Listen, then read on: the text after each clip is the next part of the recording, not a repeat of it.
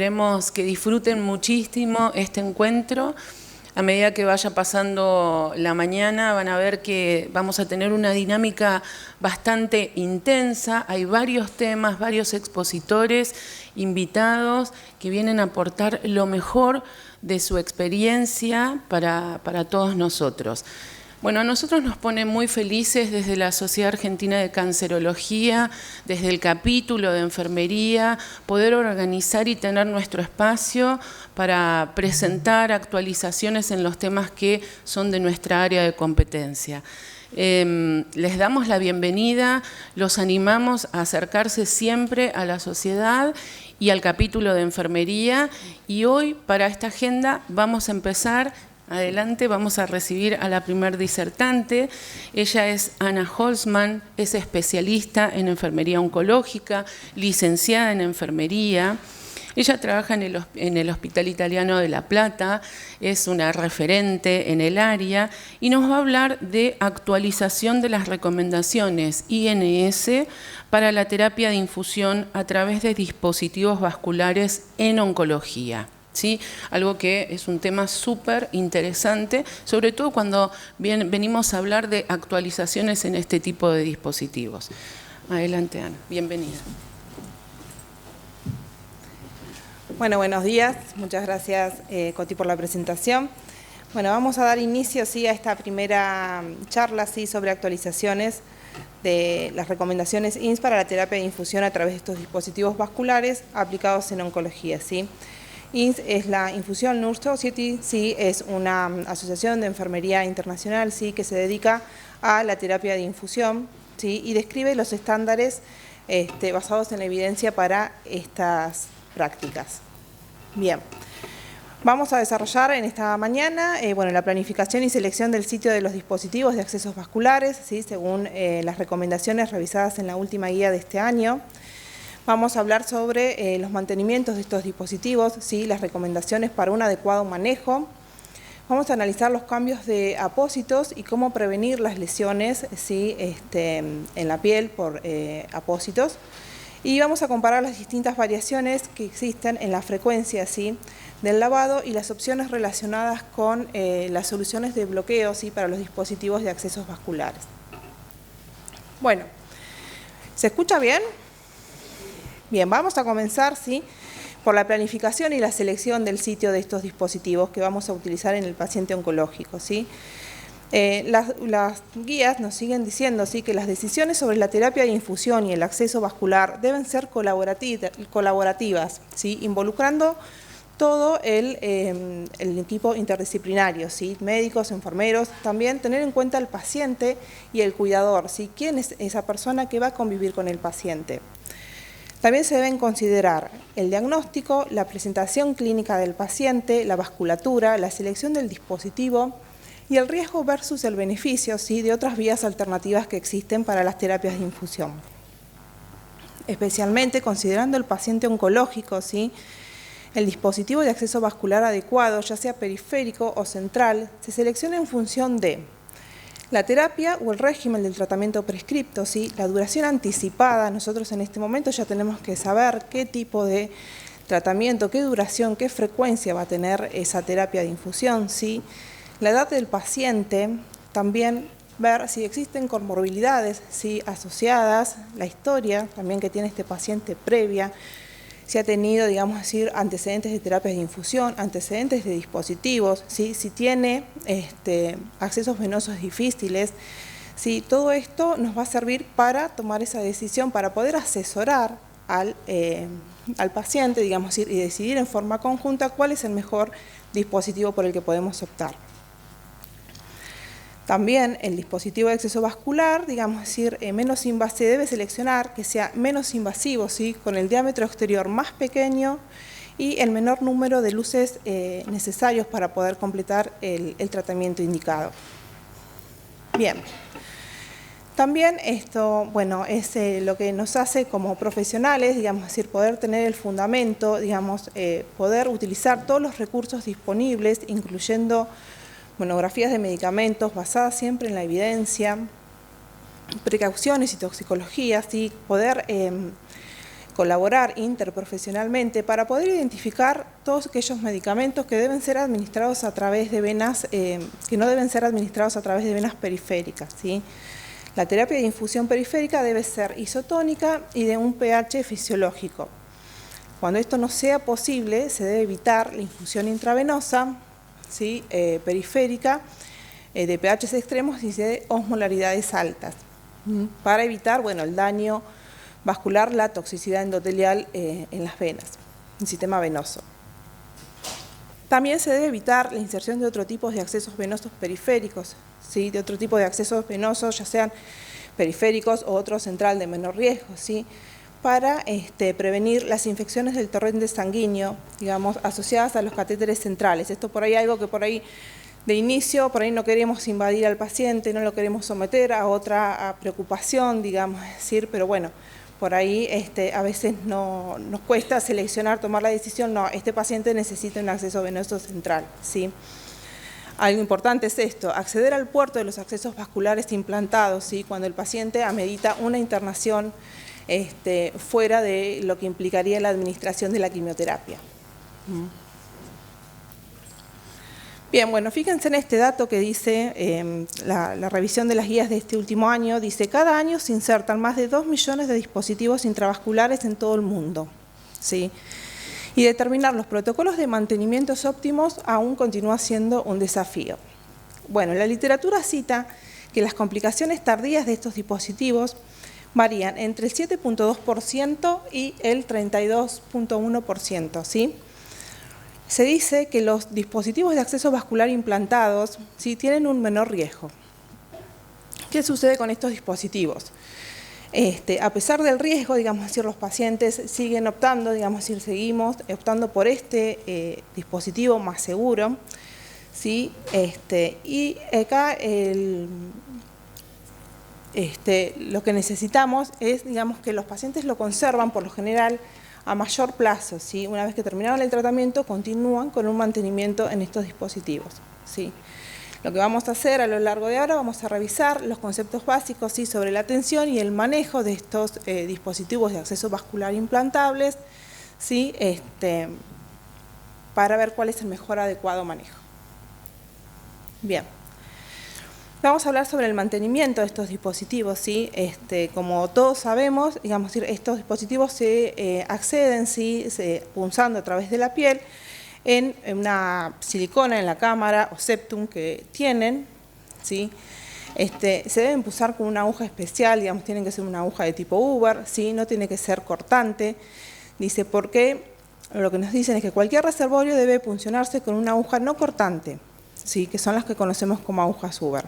Este tipo de agujas tiene la particularidad de no retirar microporciones de siliconas de la cámara, y es lo que nos garantiza que el catéter no sufra fugas a través de la silicona autosellante, que ocurriría si se usan otro tipo de agujas.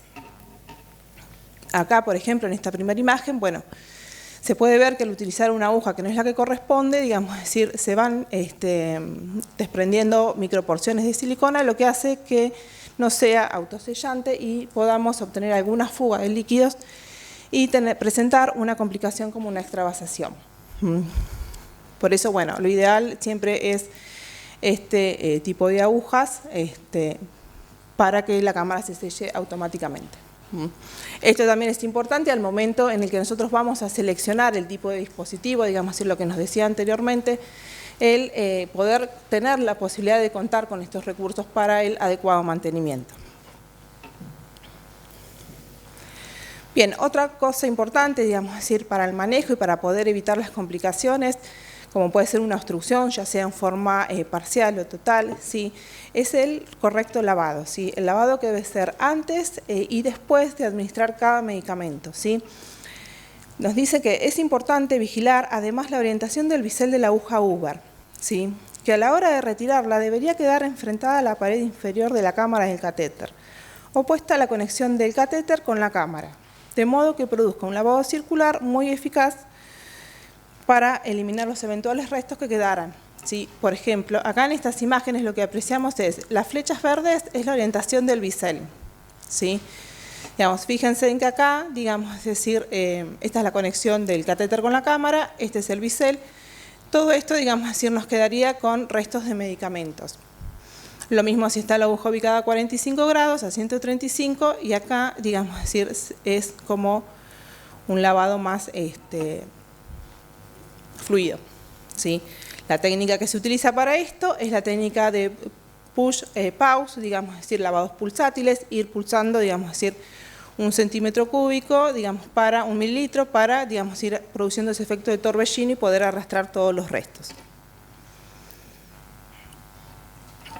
Otra complicación que se nos puede presentar, digamos, es decir, en todos los dispositivos, son las MARSI, ¿sí? Que son las lesiones de la piel por adhesivos cutáneos que pueden presentarse en forma de eritema o cualquier otra manifestación cutánea, así que sea normal, que persista tras los 30 minutos de haber retirado o de haber colocado el apósito, ¿sí? En esto, digamos, es decir, influyen factores que determinan la aparición de estas lesiones, como pueden ser intrínsecos, extrínsecos, en los pacientes, digamos, es decir, oncológicos, principalmente la inmunosupresión, la malnutrición, la radiación, ¿sí? Y como factores intrínsecos también, bueno, los tratamientos de quimioterapia y anticoagulantes, a los tratamientos que son sometidos muchos de los pacientes. Para poder prevenirla, sí, debemos contar con apósitos de calidad que nos permitan tener estas características, ¿sí? Que sean permeables, con alta tasa de permeabilidad, que sean confortables para el paciente, transparentes, que sean duraderos, que se mantengan intactos, ¿sí? Entre una cura y la otra, que sean fáciles de aplicar y de poder retirarlos y que se mantengan firmes, que nos permitan una correcta fijación y que sean suaves con la piel. También podemos definir una serie de recomendaciones para poder aplicar estos apósitos, ¿sí? Siempre es muy importante la valoración de la piel, ¿sí? Poder valorar esa piel como estaba antes y después de haberlos colocado, más que nada cuando el paciente lo tenemos en una internación o viene semanalmente al hospital de día, ¿sí? Para su colocación se aconseja siempre seguir las líneas naturales de la piel, ¿sí? Esto siempre dejar secar el desinfectante completamente, nunca eliminar el vello rasurándolo, no tocar la parte adhesiva del apósito con las manos en el momento de colocarlo, dejar colocar el apósito sobre la piel, ¿sí? Nunca tensarlo, ¿sí? Cuando lo aplicamos, poder aplicar, digamos, decir, un ligero calor con la mano, digamos, decir, siguiendo el trayecto del apósito, comprobar siempre la permeabilidad, ¿sí? Del apósito y que sea flexible para la comodidad del paciente, porque cuando queda por ahí muchas veces tirante, eso puede favorecer la irritación de la piel.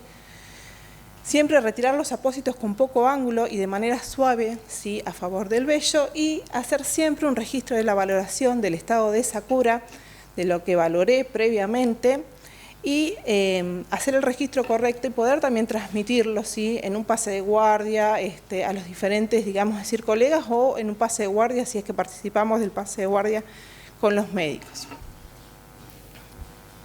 Bien, otra recomendación, ¿sí? Es al momento de retirar la aguja, digamos, es decir, acá el caso de los reservorios en general, al retirar la aguja, se realiza un movimiento en la silicona, ¿sí? De la cámara que va acompañado de la salida de esta aguja Uber, ¿sí? Este movimiento puede producir, digamos, es decir, una entrada de sangre en el catéter que podría obstruirlo, ¿sí?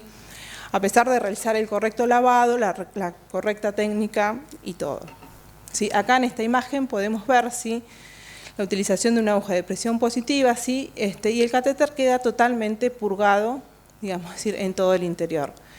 Acá, ¿qué ocurre? Cuando se retira la aguja, ¿sí? Se produce un efecto de aspiración en la puerta de entrada del catéter, como podemos observarlo acá, ¿sí? Eso nos puede llevar, digamos, decir, a una eventual, digamos, decir, vaina fibroblástica, digamos, decir, que nos puede producir una oclusión parcial del catéter, digamos, decir, o en un caso más grave, bueno, un coágulo interno, un trombo, ¿sí? Siempre recordar, digamos, decir, cerrar el clamp de la aguja Uber en el momento del lavado, ¿sí? El uso de conectores de mínimo desplazamiento también ayuda a favorecer la presión positiva, y el uso de agujas, bueno, también que permitan este tipo de presión. Bueno, ahora vamos a analizar esto que son algo, a ver acá, de todos los que estamos acá, digamos, es decir, quienes utilizan solamente solución fisiológica para el sellado, el cierre de los catéteres, de cualquier catéter venoso central. Buenísimo. 3 levantaron, ¿no? El resto usa todo 4, 5, bueno. El resto seguimos, porque me incluyo también, seguimos usando solución con heparina, sí, en una concentración determinada. Bueno, revisando la evidencia, ¿sí? Acá les voy a presentar artículos en los que todos hacen la misma comparación, evalúan lo mismo, ¿sí? La efectividad de solución con heparina versus la solución con solución fisiológica, ¿sí? Solución salina natural. Acá, bueno, se parte en este primer estudio del antecedente, ¿sí? De que el bloqueo intermitente de los catéteres venosos centrales se realiza para ayudar a mantener su permeabilidad, ¿sí? Y nos dice que existen diferentes variaciones sistémicas en la tensión. Algunos profesionales, bueno, utilizan heparinas en diferentes concentraciones y otros utilizan solución de cloruro de sodio al 0.9%. ¿Sí? Acá, bueno, el objetivo era evaluar los beneficios, ¿sí? Y los daños en este bloqueo intermitente, digamos, y la conclusión a la que llegan los autores es que la evidencia de certeza baja, digamos, sugiere que la heparina puede tener poco o ningún efecto sobre la duración de la permeabilidad del catéter. Vamos a otro. Este realiza la misma comparación, pero en dispositivos de acceso venoso totalmente implantables, ¿sí? En Portacat, que no tengan válvulas, ¿sí? Bien, acá se asigna, bueno, aleatoriamente, digamos, es decir, un grupo de pacientes en donde se define, digamos, es decir, una hipótesis. ¿Dónde me perdí? Digamos, se asigna, digamos, primero unas complicaciones a un grupo primario, ¿sí? Donde se define como inyección fácil y aspiración difícil. ¿Sí? Y a su vez también se analizan los problemas funcionales, ¿sí? Relacionados a las bacteremias y a los bloqueos con heparina.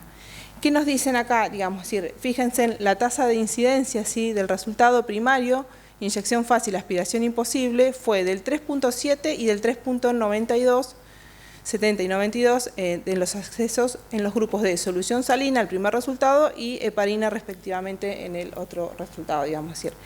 Como conclusión también, digamos, la solución de bloqueo segura y eficaz en los puertos implantables, si se combina con un protocolo estricto de inserción y mantenimiento de los dispositivos, es segura también. Bien, acá este estudio también realiza la misma comparación, ¿sí? Pero en accesos venosos centrales implantables de pacientes que no están recibiendo quimioterapia en forma activa, ¿sí? Que lo mantienen, digamos, y se realiza el mantenimiento. Acá, digamos, más allá de evaluar la comparación, digamos, de los dos medios de bloqueo, digamos, también lo que se hace es se compara el tiempo de mantenimiento, ¿sí? Se dividieron en grupos, digamos, que utilizaron heparina cada 2 meses versus heparina cada 4 meses versus solución salina, ¿sí? Cada 2 meses. Sí, y bueno, las conclusiones también, digamos, fueron que los bloqueos de los puertos con heparina cada 4 meses o solución salina cada 2 meses no mostraron diferencias en el mantenimiento de la seguridad, tampoco en infección, en trombosis en comparación con heparina cada 2 meses. Este otro estudio también realiza la misma comparación, pero a su vez, digamos, también lo que analiza es la diferencia de costos. Bueno, también nos dice que los resultados mostraron que la solución salina, que fue tan eficaz como la heparina para mantener la permeabilidad del puerto implantado, la diferencia en el costo medio de solución salina frente a la heparina fue estadísticamente significativa. ¿Sí? La eliminación de la heparina al bloquear los puertos implantados no aumentó las tasas de oclusión de los catéteres. Pero bueno, ahora tenemos que trabajar, decidirnos qué vamos a hacer. Bueno.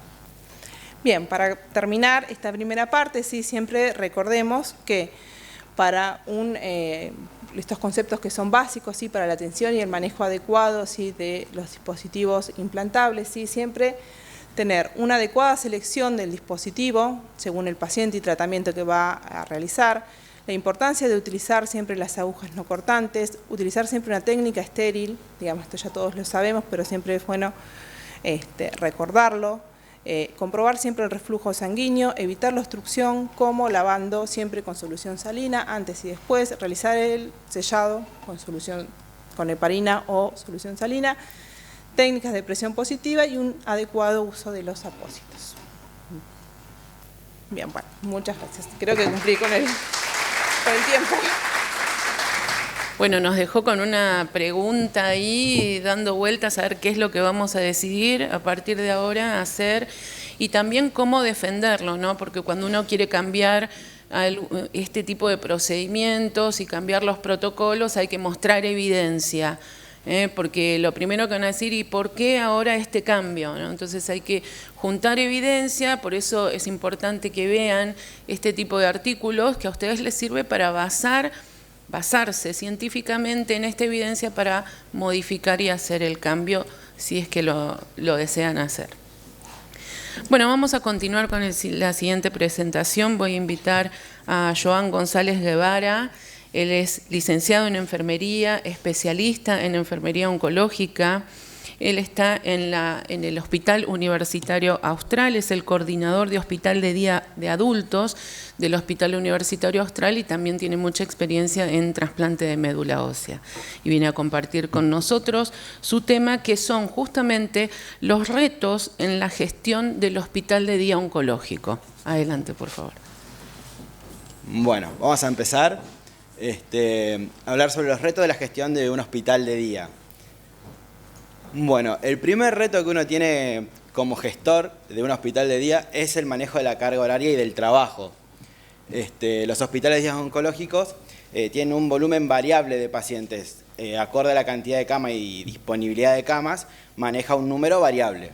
Y no todos los días tenemos la misma cantidad de pacientes, porque hay pacientes que hacen tratamientos cada 7 días, cada 14 días, cada 21 días, cada 28 días o mensuales.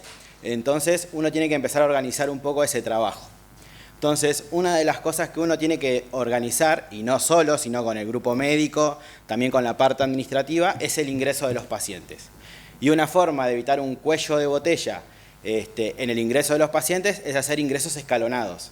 Es decir, citar una cantidad de pacientes a una hora y ir haciendo que el ingreso de los pacientes sea progresivo.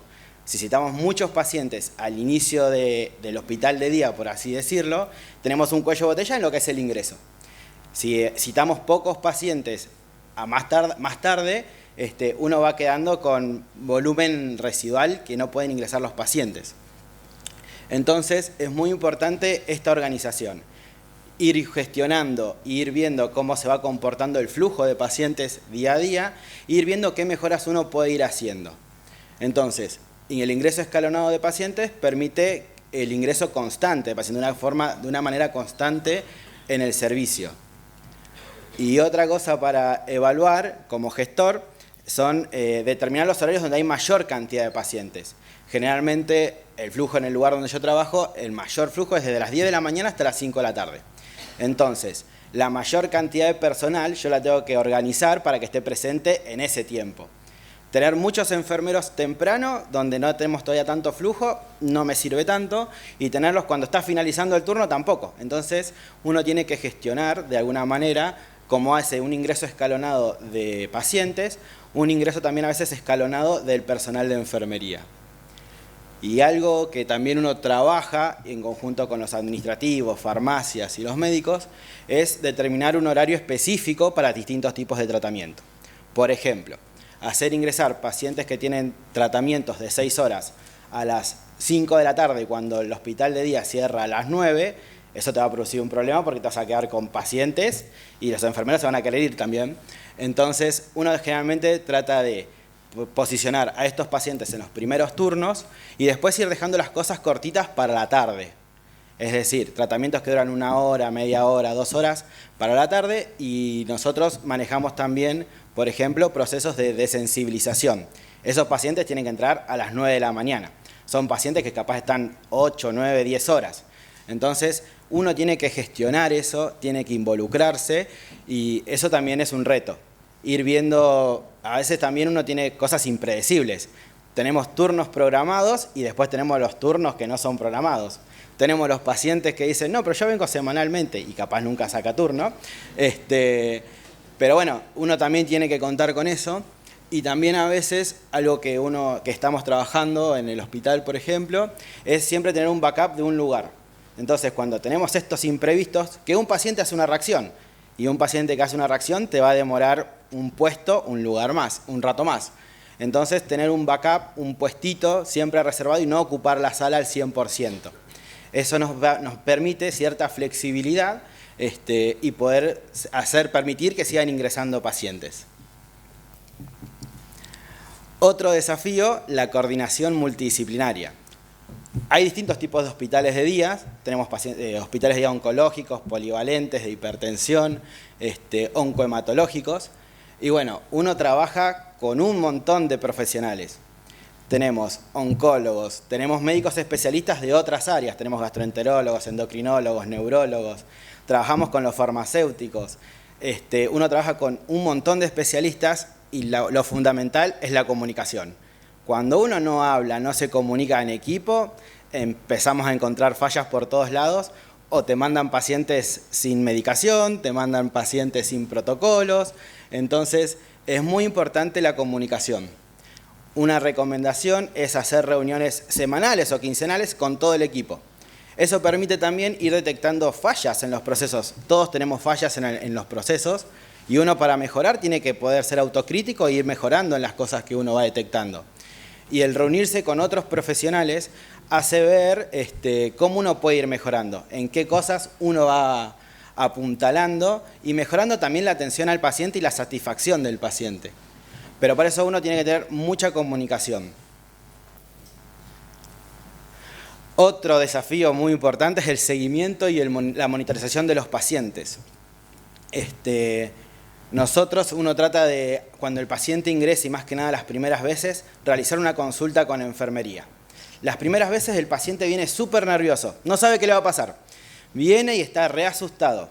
Y una forma que uno se da cuenta que le baja mucho la ansiedad al paciente es darle un tiempo para hablar. Antes de que venga a internarse, muéstranle el servicio. Generalmente los pacientes tienen un turno con el oncólogo y ya sabe que va a hacer tratamiento. Cuando va a sacar turno uno habla con los oncólogos, por eso es la comunicación muy importante, y le dice, avísame cuando tenés un paciente de primera vez que le muestro cómo es el servicio, que le muestro quiénes son los enfermeros que lo van a atender. Y el paciente ya la primera vez que viene de otra forma. Es como que ya conoce un poco el lugar, ve algunas caras que ya aunque sea una vez las vio, entonces se siente un poco más tranquilo.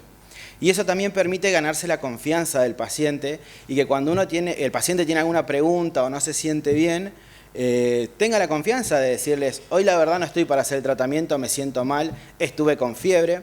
No sé si alguna vez les pasó que algún paciente les dijo alguna mentirita o no les dijo, no, ayer estuve con fiebre y no les dijo nada. Después uno corre para todos lados a ver qué hacemos con ese paciente.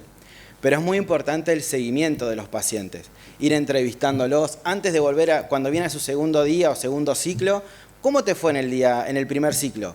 ¿La medicación qué te hizo? ¿Cómo te sentiste? ¿Por qué? Porque eso también permite un poco individualizar el tratamiento. Si bien son estándares los tratamientos para los pacientes, a veces el paciente dice, no, estoy constipado y tiene ondansetron, por ejemplo. Y hablar con el médico, por eso es muy importante la comunicación, hablar con el médico y decirle, no podemos buscar otra opción en vez de ondansetron. Entonces, eso permite individualizar los tratamientos para los pacientes. Después también es muy importante orientar al paciente cuando termina los tratamientos o cuando está en el día a día de que es importante la consulta con el oncólogo, con su oncólogo de cabecera. Porque muchas veces también pasa que el paciente, nosotros por ejemplo tenemos un médico clínico que los ve a los pacientes, no es oncólogo, es clínico. Y a veces el paciente se queda tranquilo, no, pero ya me vio un médico, no es lo mismo. El oncólogo tiene que hacer un seguimiento y es importante también decirle al paciente que le recuerde al oncólogo todo cómo fue su tratamiento, cómo fue la infusión, si tuvo alguna complicación, porque eso también permite al médico hacer un seguimiento y hacer modificaciones. Y algo que se está viniendo mucho encima son las apps, las aplicaciones para teléfonos. Todo el mundo acá tiene teléfono y están surgiendo muchas aplicaciones para seguimientos de pacientes. Generalmente son desarrolladas por las instituciones o algún laboratorio que le permita al paciente hacer un seguimiento de forma remota, desde la casa, donde va cargando datos y uno puede dar una respuesta. O por lo menos tenés los datos guardados para poder hacer una intervención. Bueno, esto es un poquito de lo que hablábamos, que otros desafíos de la gestión, que es la atención personalizada, que es adaptar el cuidado a las circunstancias individuales de cada paciente, que también requiere una estrategia distinta con cada paciente. Tenemos pacientes a veces que vienen solos. Nosotros siempre les recomendamos al paciente que venga con un acompañante, porque a veces tenés pacientes que se ponen muy ansiosos, pacientes que tienen otras dolencias, no es solamente el tratamiento oncológico. Y por eso es muy importante estas entrevistas pre-trasplante o pre-internación, antes de recibir su tratamiento, para poder conocerlos un poco más, pero uno tiene que gestionar también ese tiempo para los enfermeros.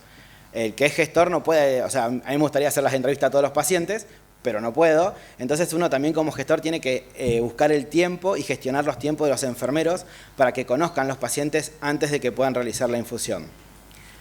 Y algo que también requiere mucha comunicación, hablando un poquito de lo que hablaba Ana, es el tema de la evaluación del capital venoso.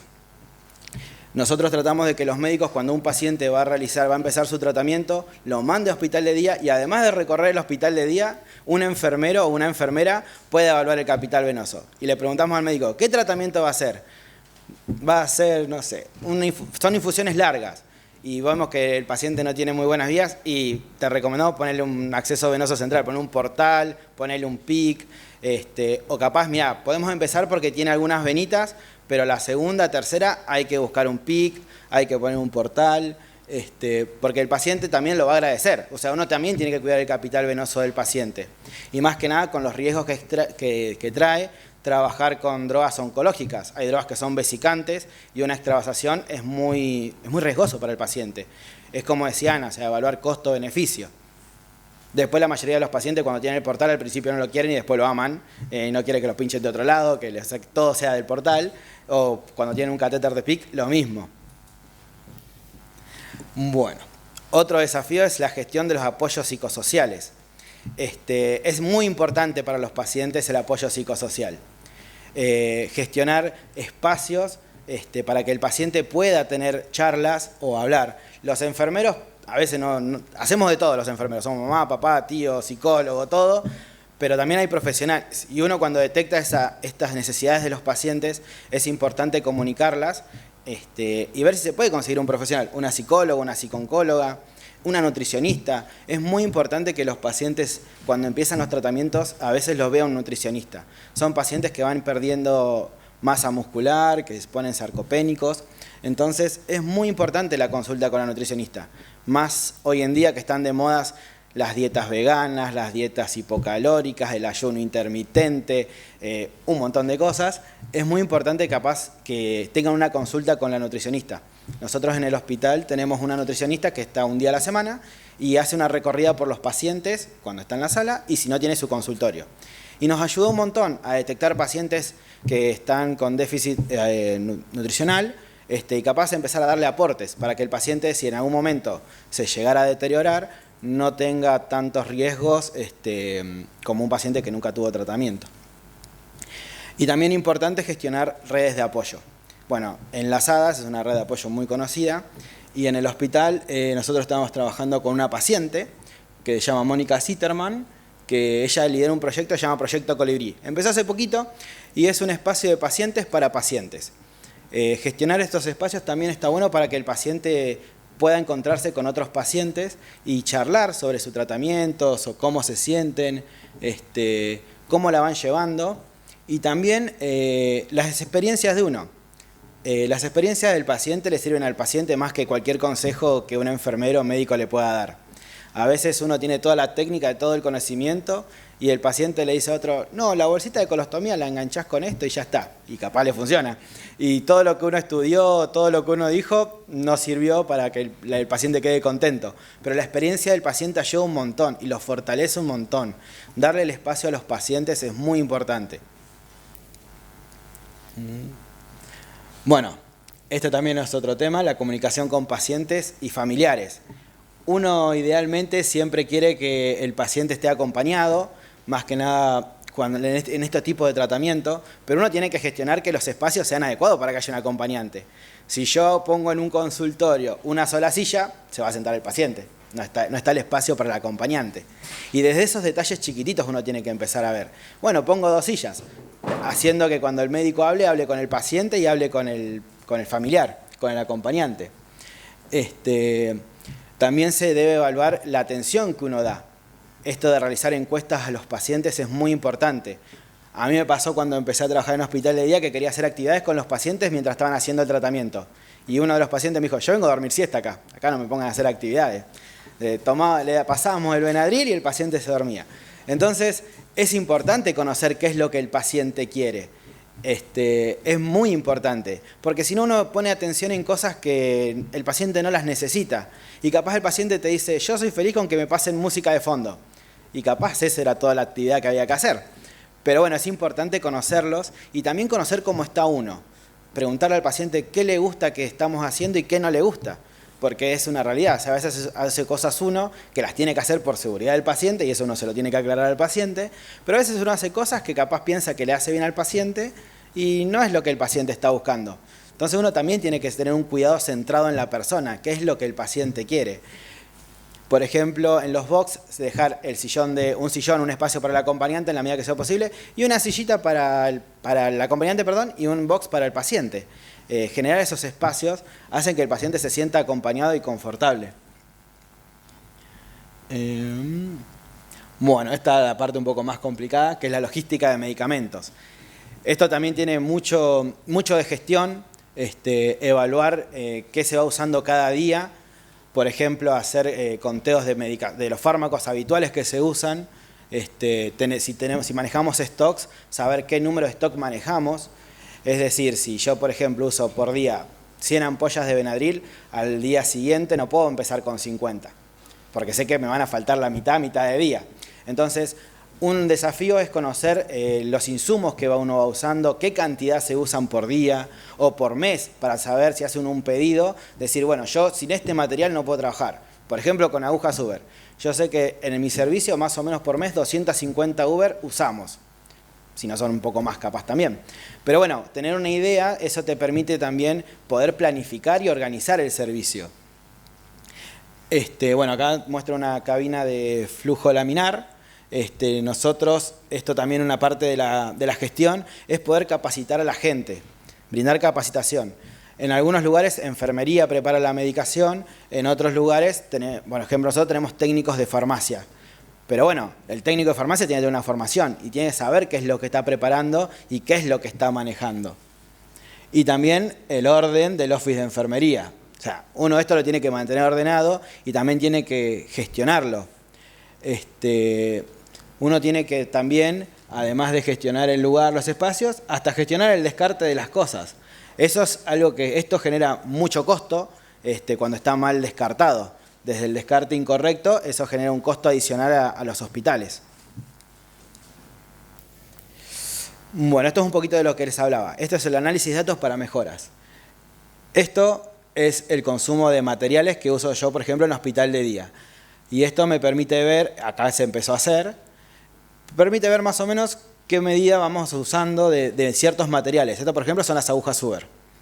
Entonces, uno conocer qué materiales va usando, así sea un registro digital, sea un registro en papel, así sea, bueno, este día, hoy usamos 20 agujas Uber, haces un recuento de un mes, es el sacrificio de hacerlo un mes, pero sabes más o menos cuánto estás usando por mes de un material. Y también, esto, bueno, es un análisis de datos. Nosotros tenemos, hay ciertos pasos en un hospital de día que es desde la admisión, el ingreso, la infusión y el alta del paciente. El análisis de esto, detectar los cuellos de botella, en qué momento se produce, si es al ingreso, si es con el control médico, si es en la preparación de medicación, eso nos permite hacer mejoras.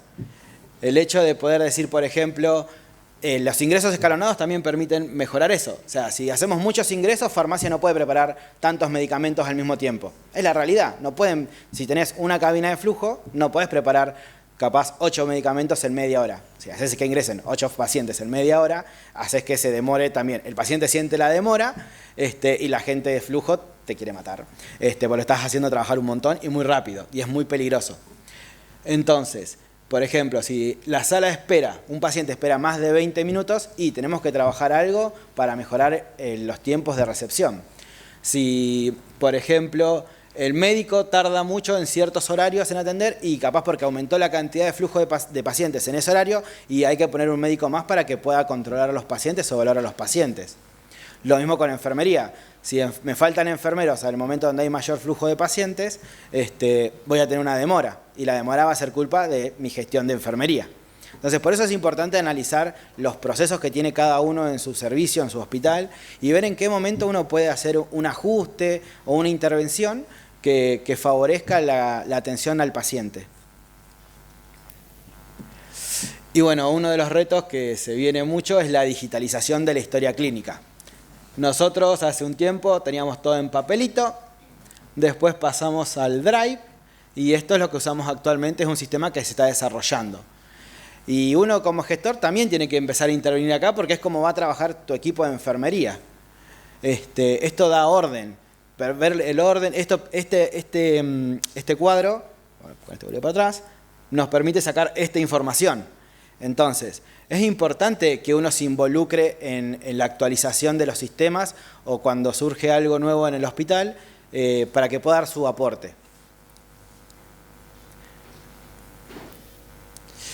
Y después también hablar un poquito de lo que son los programas de entrenamiento, la capacitación continua. Este es un desafío muy grande porque lo que es oncología se actualiza todo el tiempo, entonces uno tiene que estar a la vanguardia. Hay tratamientos nuevos todo el tiempo, entonces una forma de detectar cómo hacer capacitación continua es a través de los reportes o errores que uno cometió, entonces decir, bueno, fallamos en los servicios de los catéteres. Bueno, hagamos un entrenamiento sobre los catéteres.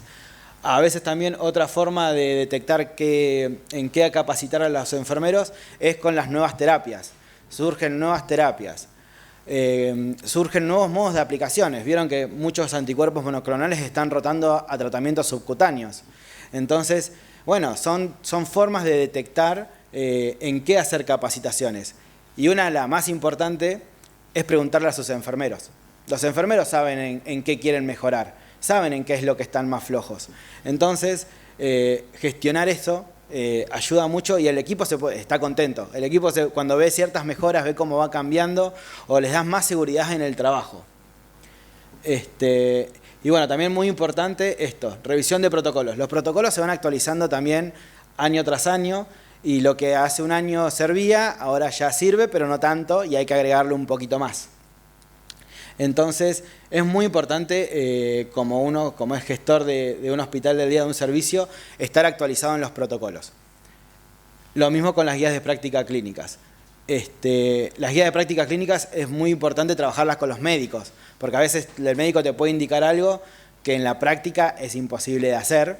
Entonces, uno se tiene que sentar con el médico y charlar y ver cómo se puede trabajar en equipo. La idea es trabajar en equipo y que las cosas que ellos plantean se puedan hacer o que nosotros digamos cómo plantearlas para que se puedan realizar. Bueno, muchas gracias.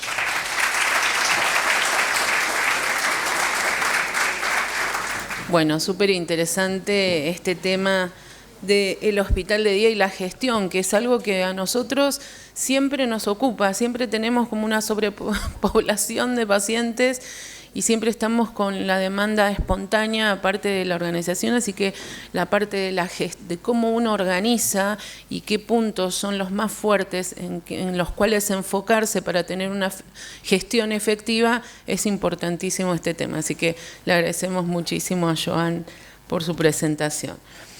Vamos a continuar, dijimos que íbamos a tener una mañana con una agenda intensa, súper interesante, y ahora vamos a invitar al magíster Ricardo Molina. Él es licenciado en enfermería, magíster en gerenciamiento de servicios de enfermería, también es profesor, universitario, es supervisor de enfermería en el área de docencia e investigación del Instituto Alexander Fleming, es docente también de la carrera Tecnicatura Superior en Enfermería del Instituto Padre Luis Tesa, director y docente del Diplomado en Enfermería Oncológica de la Universidad Católica Argentina, miembro fundador y directivo de la Sociedad Latinoamericana de Enfermería Oncológica. Y él viene a presentarnos el tema, el rol del enfermero oncológico en la administración segura de antibiótico-terapia en los pacientes neutropénicos febriles. Le damos la bienvenida.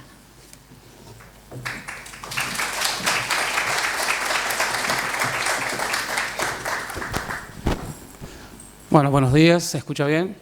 Sí. Bueno, muchas gracias, Coti. Y también agradecerte por la invitación y bueno, y a todo el equipo organizador también agradecerle. Bien, desde el punto de vista de que voy a hablar, es uno de los, podemos decir, uno de los temas relevantes y que nos va directamente a impactar en lo que es al enfermero. El rol del enfermero es muy importante y va a depender a veces el rol que vamos a aplicar, a desarrollar, que el resultado que vamos a obtener de ese procedimiento. Yo como enfermero puedo tener la mejor técnica posible, ser muy hábil en colocación de vía periférica, pero eso no alcanza. Uno lo que tiene que buscar siempre como profesional es ir más allá de lo que uno sabe, ¿sí? Buscar siempre la excelencia. Para eso es importante tener en cuenta que para uno atender o planificar cuidados de enfermería, no solamente los tenemos que enfocar o tomar la perspectiva desde el paciente con su cuadro agudo, sino también vemos que el paciente es mucho más que un cuadro agudo y tiene otro contexto. Entonces, yo como enfermero necesito tener esa amplitud en poder aplicar y saber no solamente el contexto que está viviendo actualmente también, sino también qué resultado voy a lograr o qué resultado voy a tener a través de la aplicación de este procedimiento. Por lo tanto, el rol del enfermero cuando vamos a administrar, sobre todo como es la administración de antibióticos, que es un proceso completamente complejo, una vez se lo hace, lo subestima a este procedimiento, pero es un procedimiento muy complejo donde uno tiene que estar en alerta y tener en cuenta y saber qué es lo que está administrando, ¿sí? A veces ocurre que uno puede cumplir con la indicación médica, prepara bien el fármaco, lo administra bien, pero no sabe qué es lo que está administrando y cómo, ¿sí? Y si no logramos entender bien con profundidad el procedimiento, podemos estar haciendo las cosas no tan bien como se debe.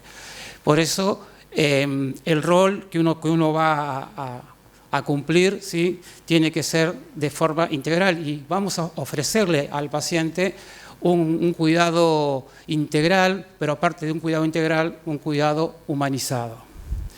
En este caso, vamos a hablar de un paciente con neutropenia febril y con la administración, la importancia de entender que cuando estamos administrando un antibiótico en estos tipos de pacientes, tenemos que cumplir o saber ciertos aspectos que nos va a permitir ver y si estamos administrándolo de manera correcta y que los resultados buscados sea el éxito de esa terapia. Cuando hablamos de neutropenia febril, como para recordar, sabemos que primero que es una urgencia oncológica. Por lo tanto, esa urgencia oncológica ya nos va a poner en otro contexto porque debemos actuar de manera inmediata.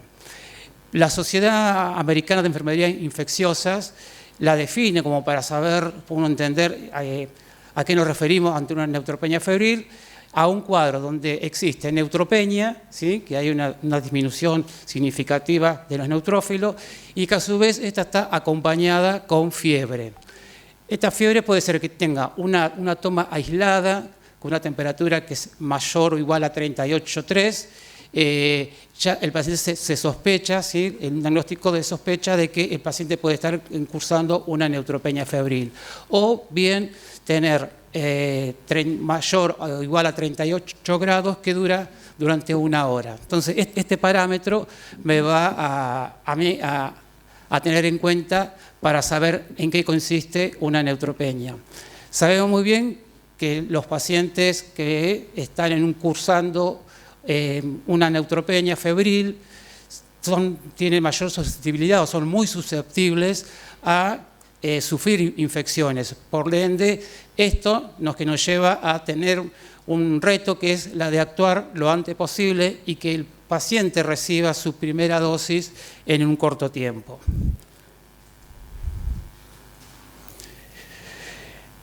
Aparte de eso, nos encontramos también y tenemos que entender que si el paciente sabemos que es vulnerable a las infecciones, también podemos encontrarnos con pacientes que presenta una respuesta inflamatoria deficitaria. Entonces, a veces el paciente puede estar ante un proceso de neutropenia febril, pero que no presenta síntomas y signos característicos que nos da sospecha de neutropenia febril. Por lo tanto, a veces están o muy atenuados o a veces simplemente están ausentes. Entonces, eso también pone en mayor peligro al paciente.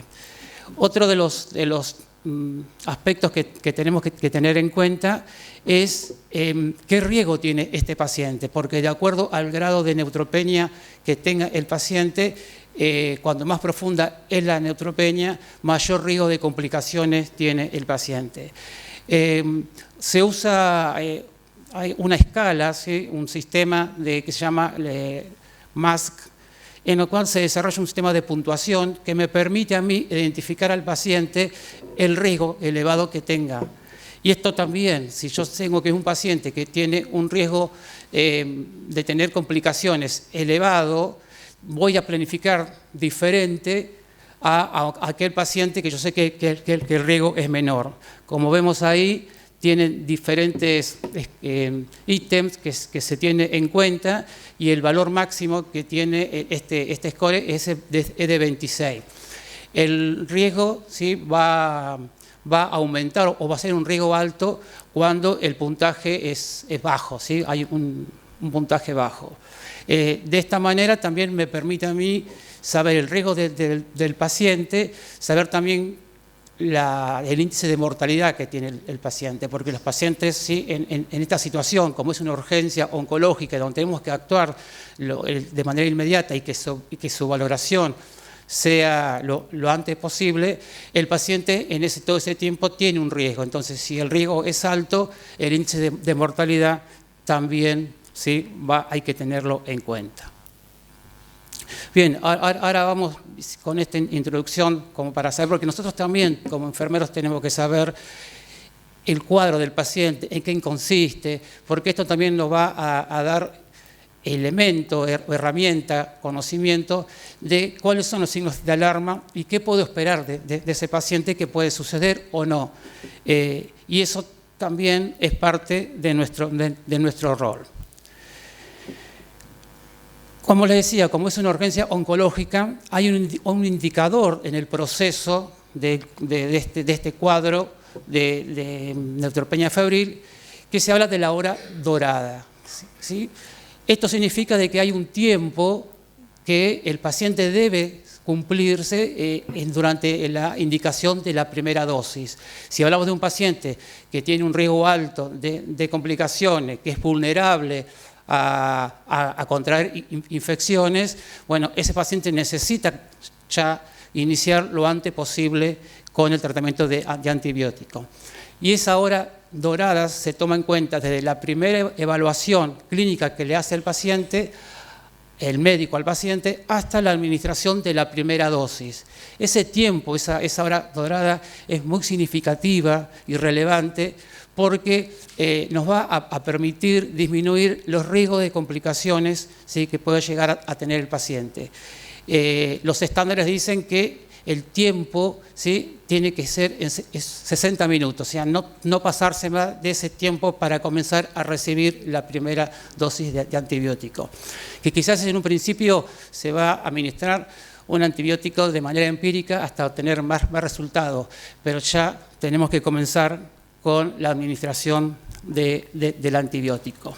Y acá es donde comienza el enfermero a tener un rol muy importante en lo que es la optimización y la administración del antibiótico, porque no es simplemente infundir, sino también hay que tener en cuenta ciertos parámetros para poder lograr que ese antibiótico logre y cumpla con la acción terapéutica, ¿sí?, con lo que uno está buscando. Pero para eso necesitamos entender y saber como enfermero que hay que saber y entender que hay 4 aspectos fundamentales que todo enfermero tiene que saber en el momento de que uno va a administrar antibiótico. Y más en este caso en los pacientes con neutropenia febril, que requiere que su tratamiento sea lo indicado, ¿sí?, y que se cumpla con cada uno de los pasos. Uno de los aspectos es el perfil antimicrobiano, ¿sí? Uno tiene que saber qué antibiótico estoy administrando y ese antibiótico, ¿por qué lo administro cada 6 horas o por qué lo administro cada 24 o cada 12 horas? ¿Por qué? ¿Y cómo debo infundirlo? ¿Sí? ¿Por qué vías? Si todas las vías son factibles para poder administrar este tipo de antibiótico. Ahora vamos a ver por qué es tan importante tener en cuenta y saber el perfil antimicrobiano. Otro aspecto que hay que tener en cuenta es el mecanismo de acción del antibiótico, ¿sí?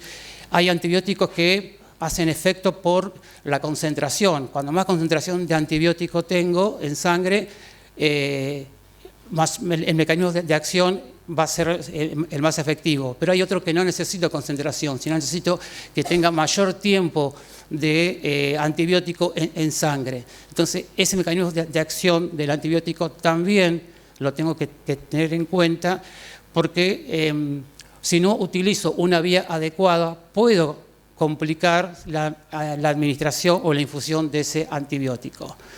Otro aspecto a tener en cuenta son las propiedades fisicoquímicas del antibiótico.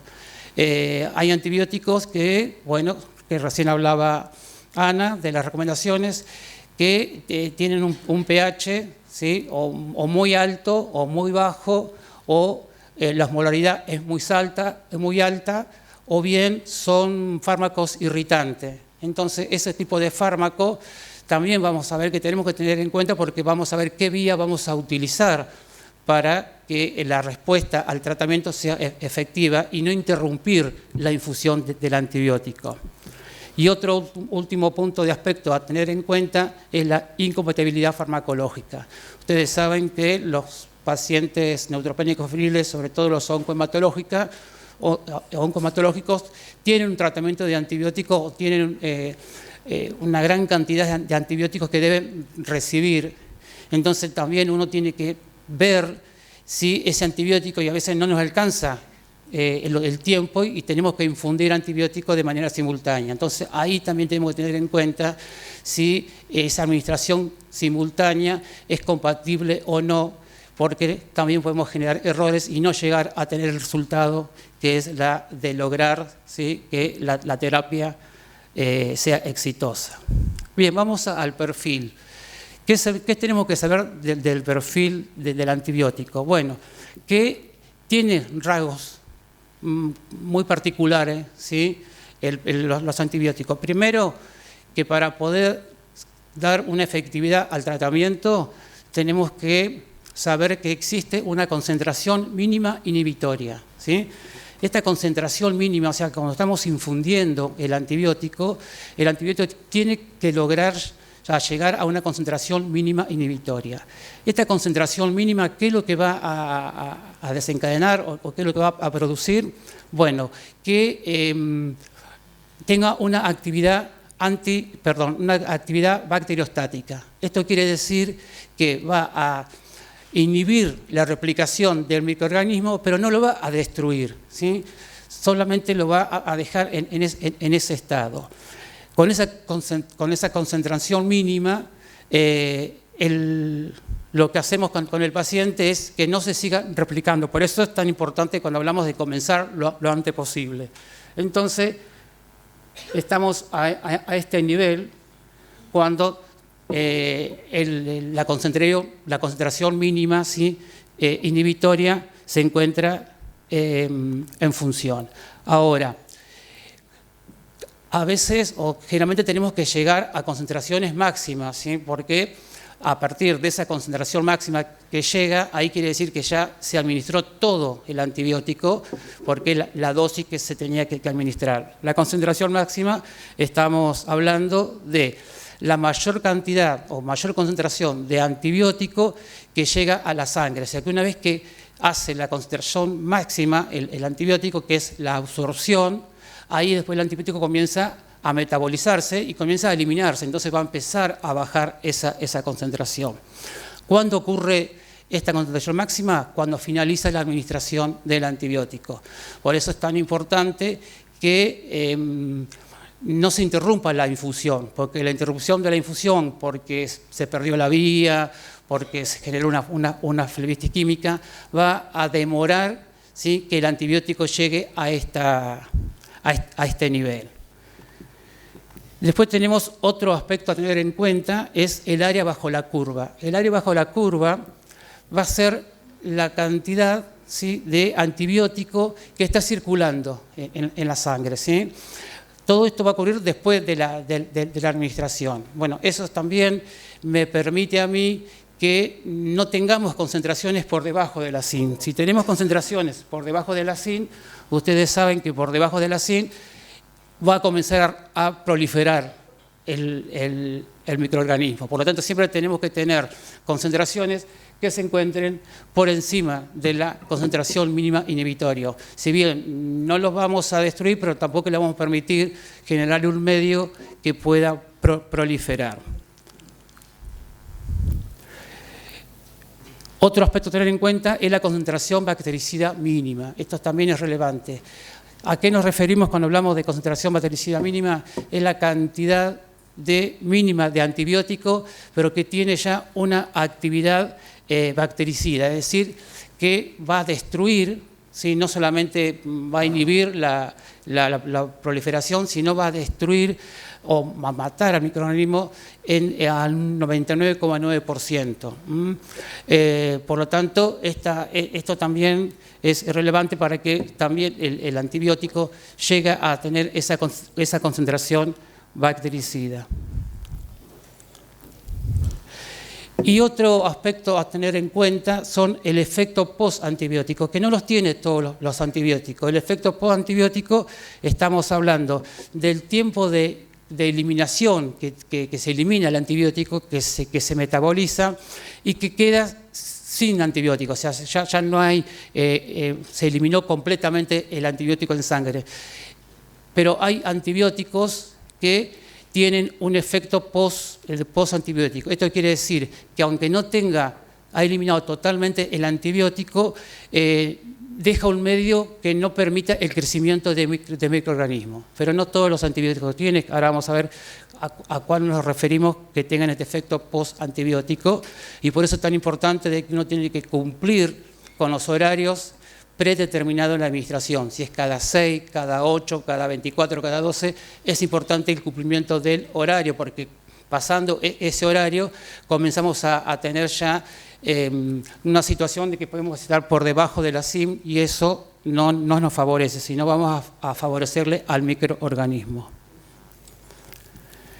Bien, y ahora vemos qué son los mecanismos de acción de los antibióticos, ¿sí? Acá lo que tenemos que tener en cuenta es que vamos a encontrar dos tipos de antibióticos que vamos a manejar, que son los antibióticos de concentración dependiente y los antibióticos de tiempo dependiente. Cuando hablamos de antibióticos de concentración dependiente, quiere decir que el resultado, ¿sí?, va a estar relacionado o vinculado con la cantidad o con la concentración de antibiótico que debo tener en sangre para lograr, como decía, de tener concentraciones por encima de la SIM que haga su punto máximo de concentración y que también logre concentraciones, ¿sí?, donde empiece a destruir o a matar al microorganismo. Por lo tanto, todo va a depender de esa concentración. ¿Y cuáles son los antibióticos que dependen de la concentración? Lo vamos a dar cuenta porque son antibióticos que se administran o cada 24 horas o en casos especiales a veces cada 12 horas. Entonces, esos antibióticos quiere decir que tienen ese tiempo, ¿sí?, de dosificación porque son concentraciones muy importantes y que permite actuar. O sea, la única manera que da resultado este antibiótico es que tenga concentraciones altas, ¿sí?, en sangre. Ahí destruye el microorganismo. Lo importante también de estos tipos de antibióticos, como vemos ahí, amikacina, anfotericina, vancomicina, que son quizás los que más se utilizan. Lo importante de esto que tengo que tener en cuenta como enfermero es que no se debe interrumpir la infusión. La infusión tiene que ser, sí, cumplirse en el tiempo que está predeterminado, porque si se interrumpe la infusión no vamos a poder llegar nunca al pico de concentración máxima, que es lo que logra que comience a accionar el antibiótico y destruir los microorganismos. Supongamos, utilicé una vía periférica que la perdí a los minutos, ¿sí?, tengo que poner otra vía periférica, tengo que comenzar otra vez y nunca vamos a estar llegando a ese punto máximo. Por lo tanto, por eso es tan importante, cuando decía Ana, la selección del acceso que vamos a utilizar para administrar. Por eso es tan importante saber también qué tipo de medicación o qué tipo de tratamiento va a recibir el paciente. ¿Qué vamos a tener en cuenta esto? Vos te decís, pero Ricardo, vos me decís que es una urgencia oncológica y yo sé que es un paciente que necesita un acceso central y tiene que recibirlo ante el antibiótico en esa hora dorada. Bueno, uno tiene que tener criterio. La primera dosis obviamente la va a recibir al paciente si no tiene otra vía por vía periférica, pero también dice las recomendaciones que luego se va a planificar que las siguientes dosis utilizar un acceso adecuado, porque caso contrario vamos a afectar y vamos a dañar al capital venoso, que es lo que tenemos que evitar. Bien, y tenemos después lo de tiempo dependiente. Como les decía, los antibióticos de concentración dependiente lo que tienen es, yo les decía, el efecto post-antibiótico.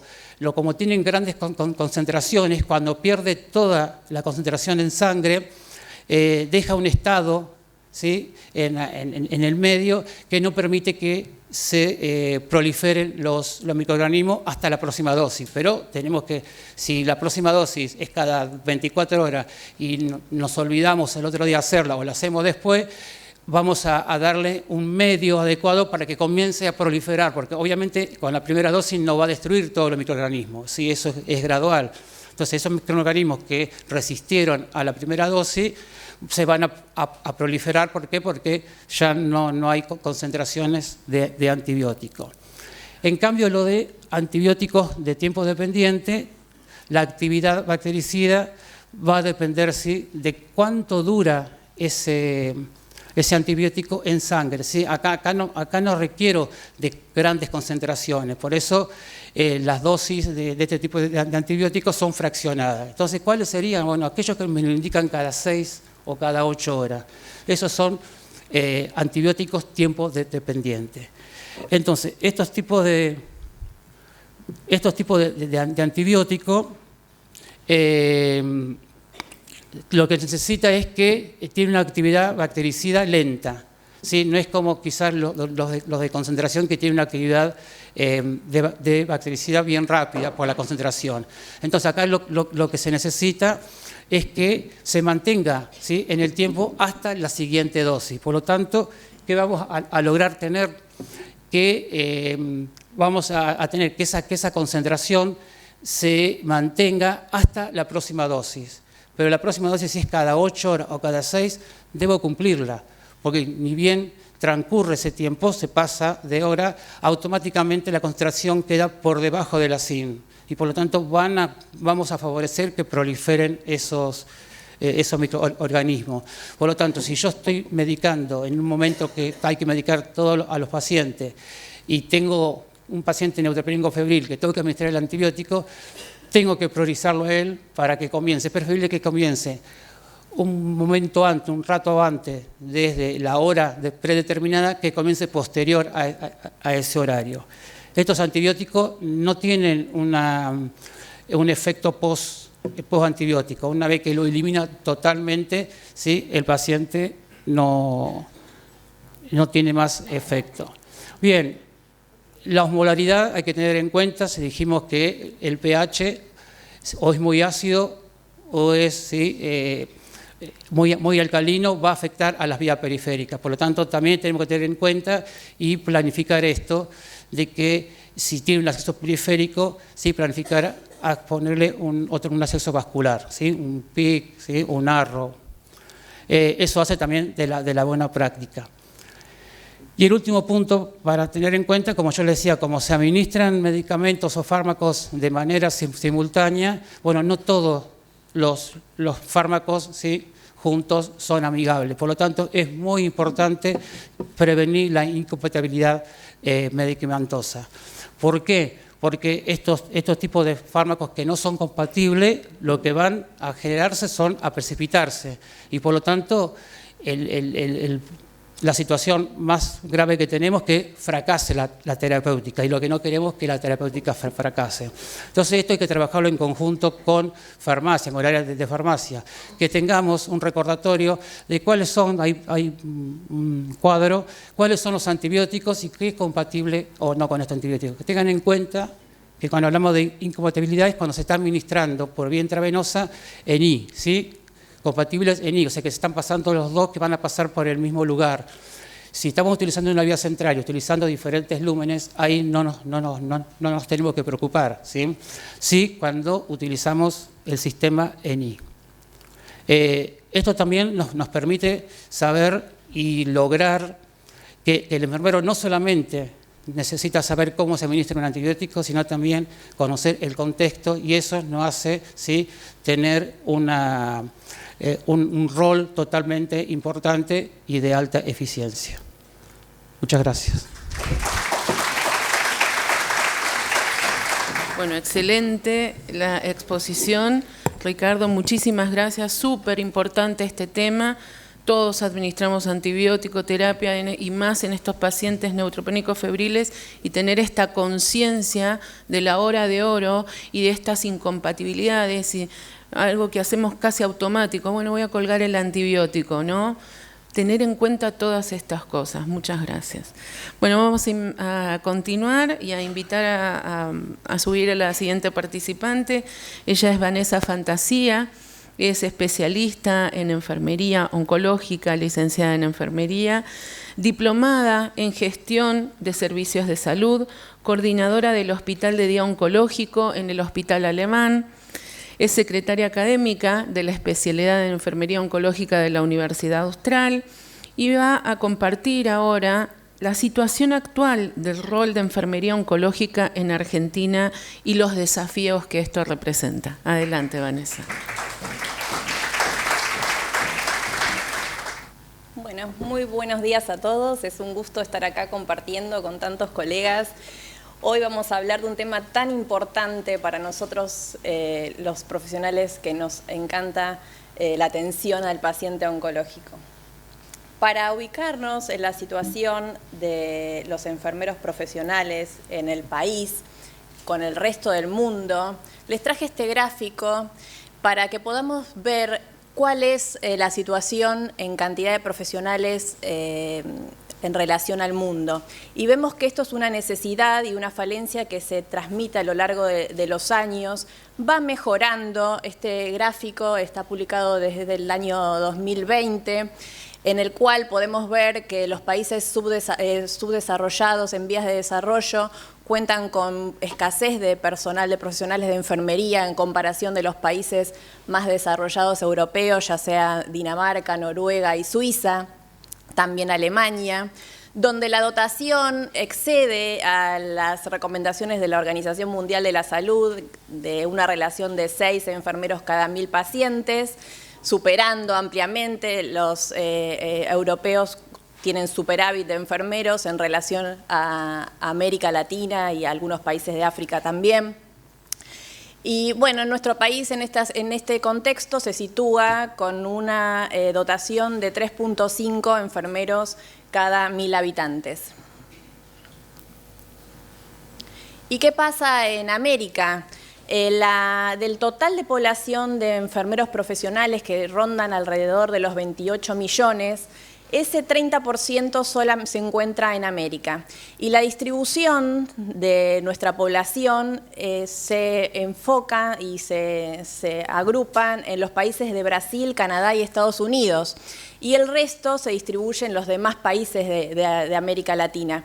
Esto es una dificultad a nivel de distribución, ya que el promedio es de 30 profesionales cada 10.000 habitantes o solamente 3 cada 1.000 habitantes.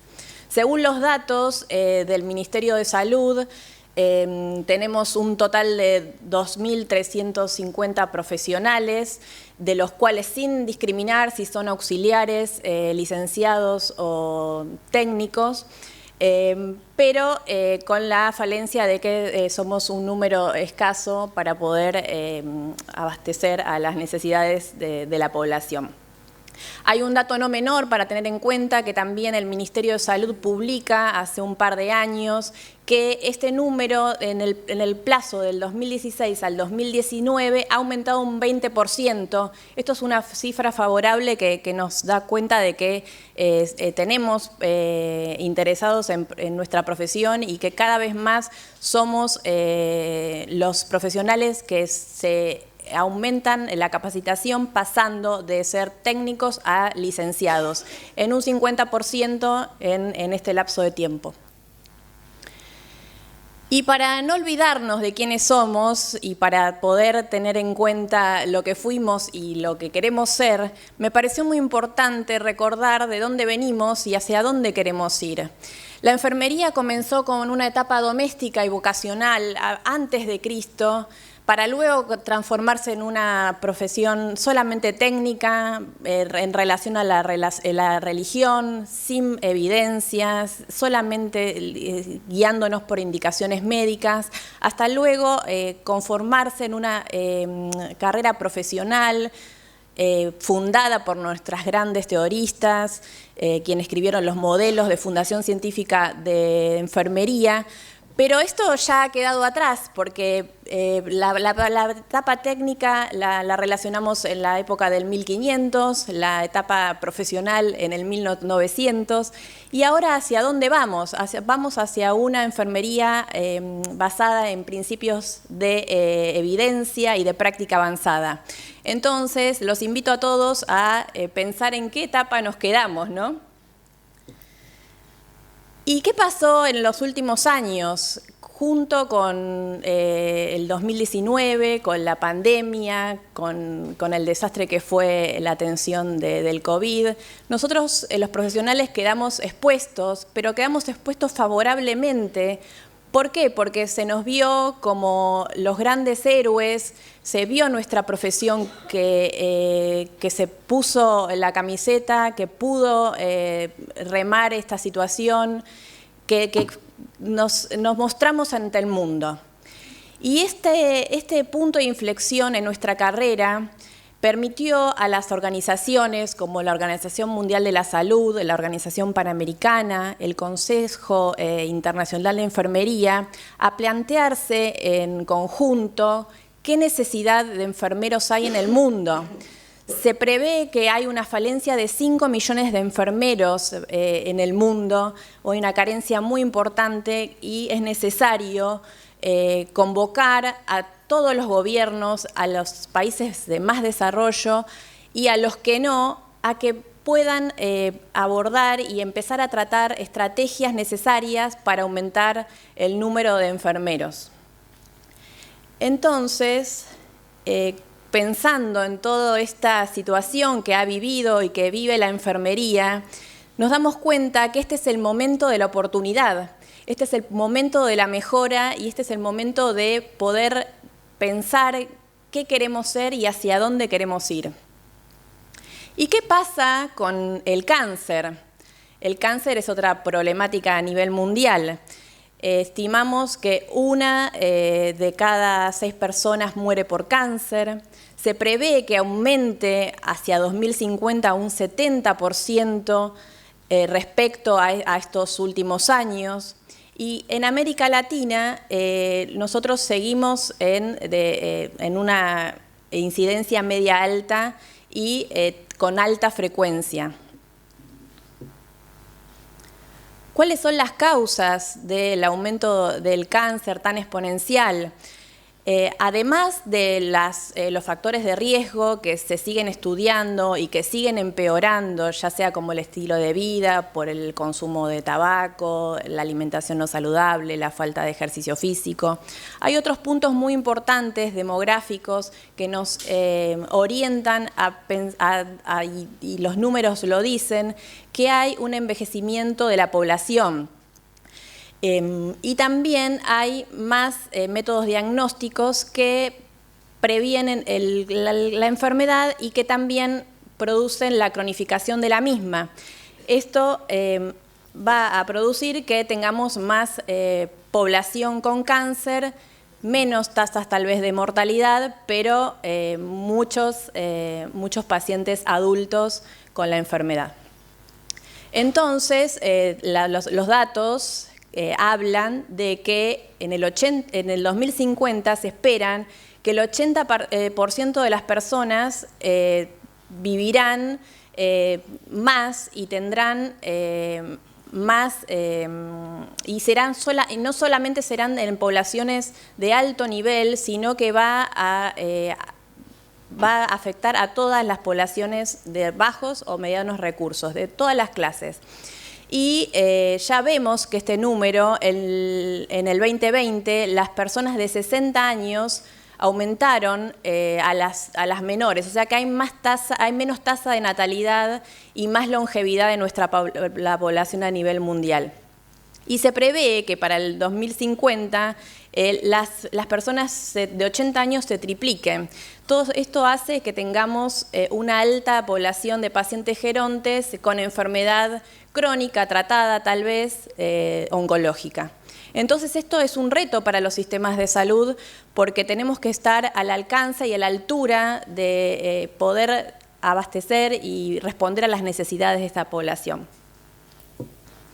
Entonces pareciera ser que el panorama es desalentador porque hablamos de que hay pocos enfermeros, que hay muchas tasas de incidencia de cáncer, que hay un cambio de paradigma con nuestra profesión, que estamos en un nivel bajo a comparación del mundo y en cuanto a la educación de los profesionales, pero vemos la tendencia al cambio, ¿no? Entonces, ¿cuál es nuestro camino? Bueno, y nuestro camino es la educación, es la formación y es la especialización.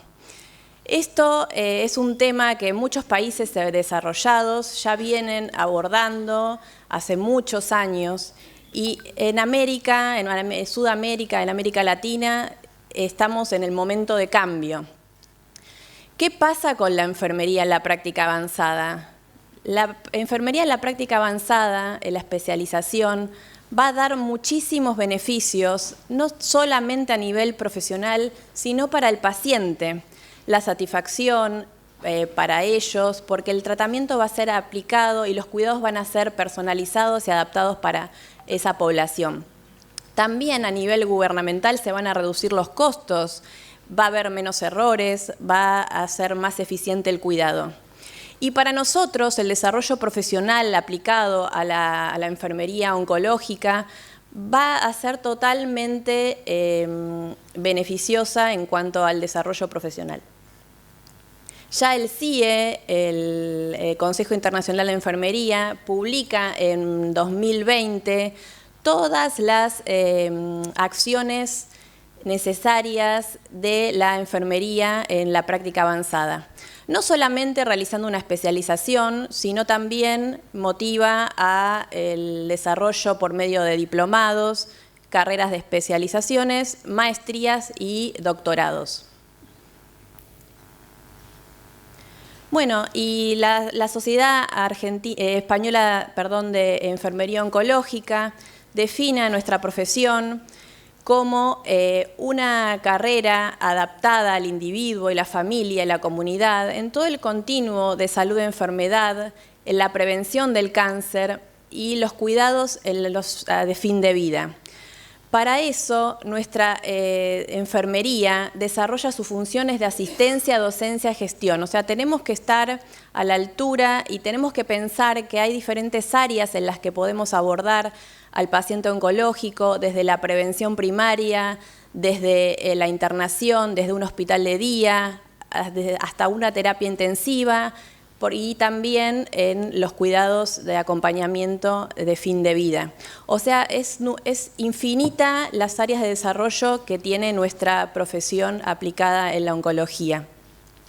Sin olvidar nuestras bases, porque no tenemos que olvidar nuestro fundamento, que es el cuidado, el diagnóstico y la planificación de enfermería, basados en los grandes modelos de los teoristas. Bueno, y el rol tan importante del enfermero oncológico va a ser el cuidado especializado y el cuidado basado en la comunicación, en la empatía, en la confianza con el paciente. Las enfermeras europeas, las enfermeras españolas hablan mucho de esto y se estudia mucho acerca de la importancia del cuidado del enfermero para favorecer el autocuidado, para que su tratamiento sea efectivo, para evitar errores, para evitar complicaciones en su tratamiento. Entonces, con todo esto que vemos, podemos darnos cuenta de la importancia del rol del enfermero en oncología, ya que tenemos que estar a la altura de la incorporación de las nuevas técnicas, de la nueva medicina, de la informatización y de la seguridad y la calidad de atención. También es muy importante no quedarnos con un curso, no quedarnos con una capacitación, sino también poder incentivar y motivarnos a la mejora continua personal y profesional. Como les decía, los últimos avances de la medicina, ya sea el diagnóstico, en la oncología de precisión, la inteligencia artificial, son los nuevos desafíos que va a tener que afrontar el enfermero oncológico y tenemos que estar a la altura. ¿Para qué? Para hacer una enfermería cada vez más independiente, para que nuestro cuidado no dependa de una indicación médica, para poder observar y trabajar de forma segura, basados en la evidencia y el conocimiento científico. Por eso los invito a ir en busca del conocimiento. No esperemos la formación que llegue desde el cielo y esperando que nos capaciten. Somos profesionales y tenemos que buscar el conocimiento. De ahí en más las puertas se nos van a abrir. Es muy importante no quedarnos solamente en pensar en lo que fuimos y a dónde queremos ser, hacia dónde queremos ir y poder empezar, aunque sea de a poco, pero compartir esto. Nosotros somos muy pocos, pero tenemos que ser más. Tenemos que invitar a los colegas, tenemos que compartir el conocimiento entre nosotros y tenemos que también unirnos entre nosotros para el intercambio de conocimiento. Este espacio como hoy es muy importante y debemos ser nosotros los que generemos más espacios como este, pero desde cada uno su grano de arena que pueda sumar a la enfermería oncológica, ya sea también a través de algún estudio de investigación, ¿por qué no de una publicación? ¿Por qué no de una educación en nuestro lugar de trabajo? Todo el conocimiento que tenemos debemos brindarlo y eso es lo que va a hacer crecer a la enfermería oncológica y es lo que nos va a hacer crecer como profesionales y es lo que nos va a abrir las puertas hacia el futuro y hacia el mundo también. Por eso, como conclusión, debemos orientar nuestros ejercicios hacia la formación en la práctica avanzada y en la investigación de enfermería oncológica. Esto debe ser una prioridad en la política, en las políticas nacionales, las políticas públicas, pero no debemos esperar que el Estado o las instituciones hagan ese cambio. Debemos ser nosotros quien desarrollen ese cambio, debemos ser nosotros el que realice este cambio para nuestra profesión. Muchas gracias.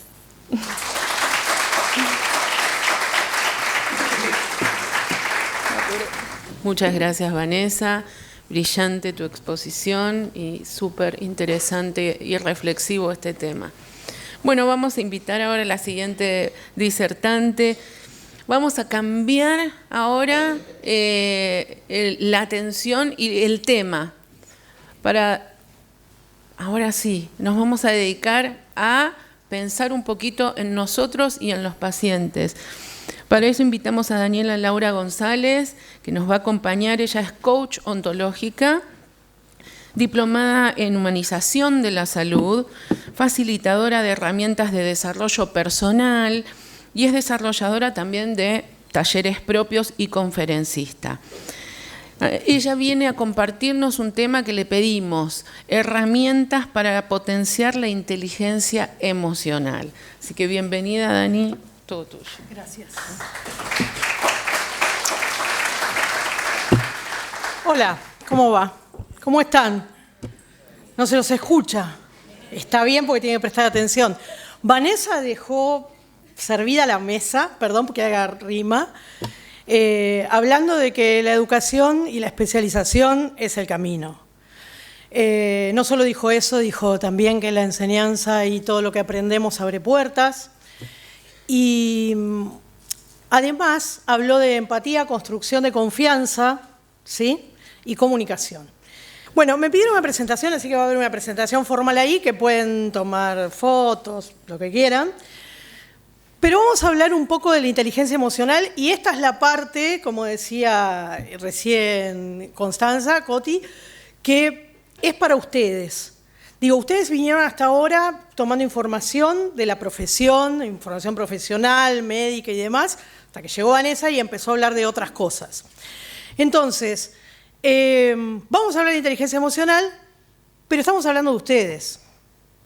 Porque ustedes son los que van todo el día con sus propias emociones a trabajar con las emociones de los otros. ¿Sí? Entonces, ahí vamos. La inteligencia emocional, acá, como ven, se trata de reconocer, entender y gestionar. A ver, y abajo van a ver que también se suma la palabra utilizar. Dicen, uy, pero esto, sí, reconocer, ¿por qué? Porque tengo que saber ponerle nombre a mis emociones. Cuando yo empiezo por ponerle nombre a mis emociones, me es más fácil ponérselos cuando las veo en otro. Por eso hablamos después de comprender. Si yo sé cómo me siento cuando estoy triste, cuando estoy angustiado, y sé que me angustia y que me pone triste, me es mucho más fácil ser empático con el otro, que es de las primeras cosas que hablaba recién Vanessa como una fortaleza porque, ¿qué hablamos? Esto de inteligencia emocional se habla desde los años 90, pero en enfermería se empezó a hablar hace más o menos una década, y sobre todo en España. En España hay hasta libros de lo que tiene que ver con inteligencia emocional y enfermería, ¿sí? Herramientas de coaching y enfermería. Entonces, para nosotros puede estar siendo esto una novedad, entre comillas, pero lo más importante es saber que podemos adquirirlo, que está ahí, al alcance de la mano. Que cuando nosotros ejercemos la inteligencia emocional la estamos aprendiendo. No es solamente leerla en el libro, es también lo que hago día a día. Por eso hablamos de gestionar. Cuando yo, en primer lugar, reconozco mi emoción, después puedo entender qué me pasa cuando estoy en esa emoción, me es mucho más fácil cuando tengo una emoción que es displacentera, gestionarla. Y gestionarla no es controlarla, es saber cómo voy a hacer para salir, qué mensajes me voy a dar, cómo me voy a hablar y cómo le voy a hablar al otro para acompañarlo. ¿Sí? La comunicación es fundamental, saber comunicar lo que me pasa, porque voy a poder acompañar a otro, a darle la mano a que comunique qué es lo que le está pasando. Y por último dice utilizar esto, y el utilizar tiene que ver con cómo yo desarrollo en mis vínculos y cómo fortalezco mis vínculos, no solo con los pacientes y con la familia de los pacientes, sino también con mis compañeros, ¿sí? Con mis superiores, con aquellos a los que tengo quizá que darle una orden. También me ayuda esto. ¿Por qué? Porque si yo conozco mis emociones, soy más empático. Y si soy empático, genero vínculos de mayor confianza. Y estos vínculos se fortalecen. A veces no tenemos tiempo de establecer un vínculo con un paciente. Pasa un día, se va, viene de una semana a la otra. Pero ese momento que tengo para acompañarlo es suficiente para estar vinculándome. No hablamos del vínculo a distancia, sino en el tiempo, sino quizás lo veo 2 veces a la semana y estoy estableciendo de todas maneras un vínculo. Se habla mucho hoy de inteligencia artificial. Y si hay algo que la inteligencia artificial le va a costar varios años más tener, es inteligencia emocional. Por eso están ustedes acá, por eso yo estudié humanización de la salud. Nadie va a reemplazar la mano de ustedes sosteniéndosela a un paciente, porque la máquina eso no lo puede hacer. Y si el día de mañana lo hace alguna tecnificación y no va a tener la misma calidez, ni lo va a entender de la misma manera, ni va a desarrollar esa empatía. Nosotros no somos algoritmos, si bien hay muchas cosas que no funcionan en automático, ¿o no? ¿Sí? ¿Quién se acuerda en qué orden esta mañana se levantó, se peinó, salió, fue al baño, tomó la leche? Digo, ¿alguien me puede dar el orden en que lo hizo? Seguramente no. Bien. Los beneficios de la inteligencia emocional los tienen acá. La autoconciencia, que es lo que hablábamos, ¿no? Identificar mis propias emociones. Y hay técnicas para aumentar la autoconciencia, que es, por ejemplo, empezar a ver cuando me viene una emoción, ¿qué pasó antes? ¿Sí? ¿Qué pasó antes? ¿De qué me estuve hablando? ¿Con quién estuve? ¿Qué hablé? A veces hay emociones que uno dice, che, pero yo estoy bien, ¿y por qué me estoy sintiendo así? Mal o confuso, ¿qué pasa? Revisen el entorno, revisen qué pasó alrededor. Hay una cosa que se llama emocionalidad de conjunto que tiene que ver con lo que ustedes van captando de alrededor. Y quizás si revisan sus circunstancias personales, esa emoción no entra dentro de las emociones que ustedes tienen como propias. La autogestión tiene que ver con estrategias para manejar el estrés, ¿sí? Y también la motivación. Ritos saludables, rutinas saludables. ¿Por qué hablamos de rutinas saludables? Porque ustedes saben cuál es ese perfume que se ponen antes de ir a trabajar que les levanta el ánimo, ¿o no? ¿Quién no sabe? ¿O qué color el día que están más o menos los levanta? Lo sabemos en automático. Hay que empezar a tomar conciencia, a estar presente de esas cosas. Y eso va a fortalecer también su inteligencia emocional y sus emociones placenteras. Bien, la conciencia emocional, como hablábamos, que tiene que ver con la empatía, la escucha activa, porque la comunicación es base en esto. Y escucha activa pasa por un montón de lugares. Yo quiero que le digan hola al de al lado, pero con el nombre de ustedes. Díganle hola al de al lado con el nombre de ustedes. Adelante, va. Díganle hola con el nombre de ustedes. ¿Qué pasó? Bien. Bueno, ¿qué pasó ahí? Ahora rebobinemos. ¿Quién no lo hizo alguna vez o vio a algún compañero en alguna circunstancia que entra a una habitación y dice, hola mami, hola abuelo? ¿No? No sabemos nada del otro. Quizá no tuvo hijos. Quizás sus nietos no lo visitan. Estamos condicionándole una emoción que no conocemos. La persona tiene nombre. ¿Sí? Pregúntale el nombre al de al lado. Bien. Y ahora díganle hola por su nombre, ya que escucharon. ¿Bien? ¿Se siente distinto o no? Siempre el nombre de la persona, aunque vayan a estar 2 minutos en esa habitación. ¿Cuánto más si van a tener que infundirlo, por ejemplo, ¿no? ¿Y cuánto más? Entonces, si ustedes están con alguien, siempre llámenlo por el nombre. Eso es lo primero que construye confianza. No solo por eso, la persona que se encuentra enfermo oncológico, como es el caso de lo que a ustedes les toca en su entorno, generalmente se empieza a sentir su enfermedad y no él mismo. Ustedes lo dignifican llamándolo por el nombre. Le devuelven la identidad. No es el paciente 344 con no sé, una enfermedad determinada. ¿sí? Para no nombrar ninguna. Entonces, la comunicación efectiva y la escucha activa es súper importante. Otros tips de escucha activa: si yo tengo que hablar de algo importante, trato de estar mirándolo. Si yo estoy preguntándole cómo pasó la noche, trato de estar mirándolo, porque me va a decir mucho más también con el resto del cuerpo que lo que me está diciendo con la palabra. Si yo le pregunto cómo pasó la noche mientras que estoy cambiándole, por ejemplo, el suero o algo, yo no sé con qué cara me lo está respondiendo. Entonces, cuando la información es importante, lo miro. Después puedo hablar de otras cosas. ¿Y qué tal? ¿Cómo lo tratan acá? No importa, puedo hablar de otras cosas. Entonces, entre las habilidades sociales también tenemos esto, ¿no? La comunicación afectiva y la resolución de conflictos. Yo quiero mirar la hora, pero empecé un poquito más tarde, ¿no? Pero no quiero pasarme porque acá prometí tener horario. ¿Por qué es importante para ustedes en particular, ¿sí? Esto que estamos tratando hoy de la inteligencia emocional? Por el entorno en el que están. Es un entorno que está expuesto a emociones extremas en muchos casos. Es un entorno que es vulnerable, que es cambiante, que es impredecible porque no sabemos de un día para el otro o de un momento para el otro cómo nos vamos a encontrar o qué circunstancias se nos va a presentar, y que es expuesto.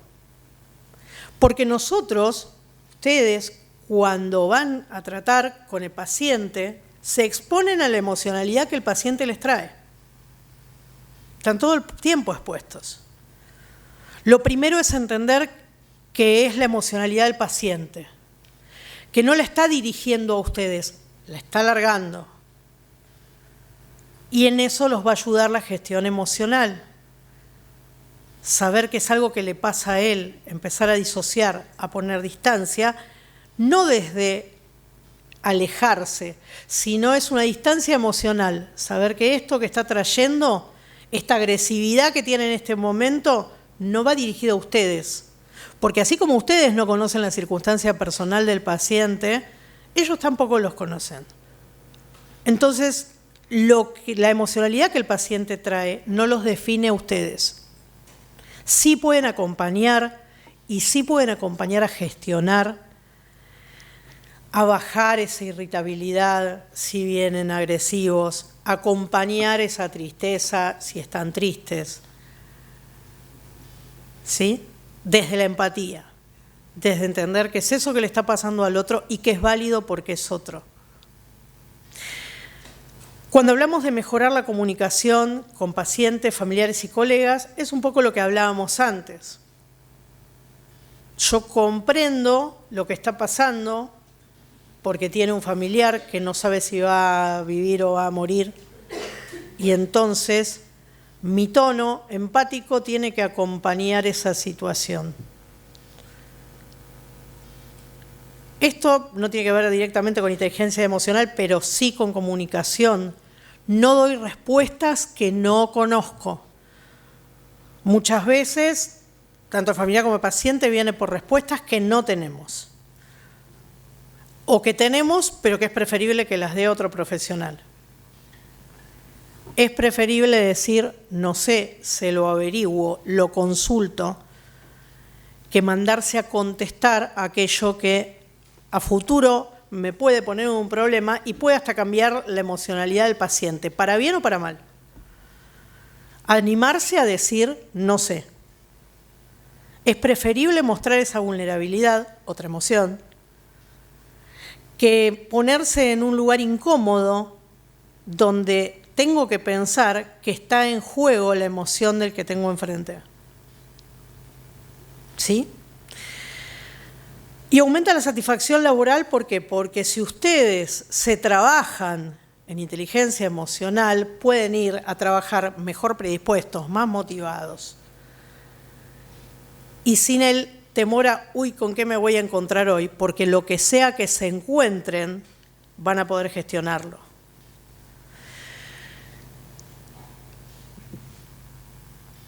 ¿No avanzó? Ahí está. Bueno, ¿qué es importante conocer como información? Que entre el dolor y el duelo aparecen los mismos impactos. ¿Por qué aparecen los mismos impactos entre el dolor y el duelo? Justamente porque quien atraviesa el dolor, y sobre todo los dolores que a veces conllevan las enfermedades oncológicas, son duelos no tanatológicos. Hay algo de sí mismo que está dejando de ser como era. Y eso hace que esté atravesando el dolor y el duelo, se junten en esto, y el impacto sea muy similar entre ambos. De hecho, esta lista que les pongo acá, que si quieren pueden tomar una foto para que les quede, es comparable en los dos aspectos. Alguien que está atravesando un duelo con alguien que está atravesando un dolor. Alguien que está muy dolorido, que está en un momento que necesita salir de ese dolor. ¿Por qué? Porque desde lo emocional hay quien lo niega, se enoja con esto, le agarra culpa, ¿por qué? Me enfermé, bueno, esto ya lo vamos a ver un poquito más adelante, pero digo, desde lo cognitivo empieza a faltar la concentración, ¿sí? Es como que por momentos se cuelga esto, la ausencia mental es el famoso cuelgue, me cuelgo, ¿no? Está en otra cosa. Desde lo físico, porque trae pérdida de energía, tanto el duelo como el dolor. ¿Sí? Desde lo espiritual, porque hay como mucho cuestionamiento. Uy, ¿por qué me tiene que pasar esto? ¿Y a mí? Y entonces, ¿y me abandonó alguien o no estoy haciendo bien las cosas? Hay mucho que tiene que ver con lo espiritual. ¿Sí? Este es otro punto donde también es importante saber que en el acompañamiento, ustedes se acompañan desde lo emocional, también están acompañando en lo espiritual, sin mencionar ningún credo salvo que lo traiga el paciente, porque es parte de respetar al otro. ¿Puede no creer el otro? Sí, puede no creer. Entonces, de repente, llevarle algo para, ay, mira, te traje esto, digo, puede estar entrando en una emocionalidad, entonces acompañemos. Ustedes acompañan y asisten. Este es el fin principal de la enfermería, asignación de enfermería, puso Vanessa recién cómo fue evolucionando, y creo que debería existir un puente entre ese momento de ahora y el de la vocación que fortalezca todo este camino. No es que dejaron de ser los vocacionales, son los vocacionales que evolucionaron a esto otro. Digo, esto tiene que ser claro, ¿sí? Y por último, lo social, el que está dolorido se retrae de hacer alguna salida, de ir a algún lado, bueno, y el que pasa un duelo también. No, hoy mejor me quedo y no hago esto, ¿sí? Bien. Esto lo traje porque es una distinción con la que trabajamos acá con Constanza cuando dimos herramientas de coaching para enfermeros oncológicos. No quiere decir que específicamente se tengan solo estas emociones, pero sí son las más presentes. En el caso del cáncer de pulmón, lo que más aparece es el enojo y la culpa. ¿Por qué? El enojo porque si no fume, porque me tengo que enfermar yo, y la culpa porque fumé y mira todo lo que me hice. Hay como una polaridad ahí importante, ¿sí? En el colon entra a jugar, en el de colon, la dignidad, la integridad, ¿sí? La persona se siente como invadida en su intimidad por la misma enfermedad. En el de mama, no solo que tiene la identificación que puede tener, y esto es muy importante, sobre todo para las enfermeras mujeres, distinguir que el paciente es quien está enfermo y está atravesando esto y no ustedes. Es muy difícil la disociación muchas veces. Ahora vamos a hablar de disociación. Por otro lado, es un impacto en la autoestima. ¿Por qué? Porque está tocando algo estético. Y también la función de género.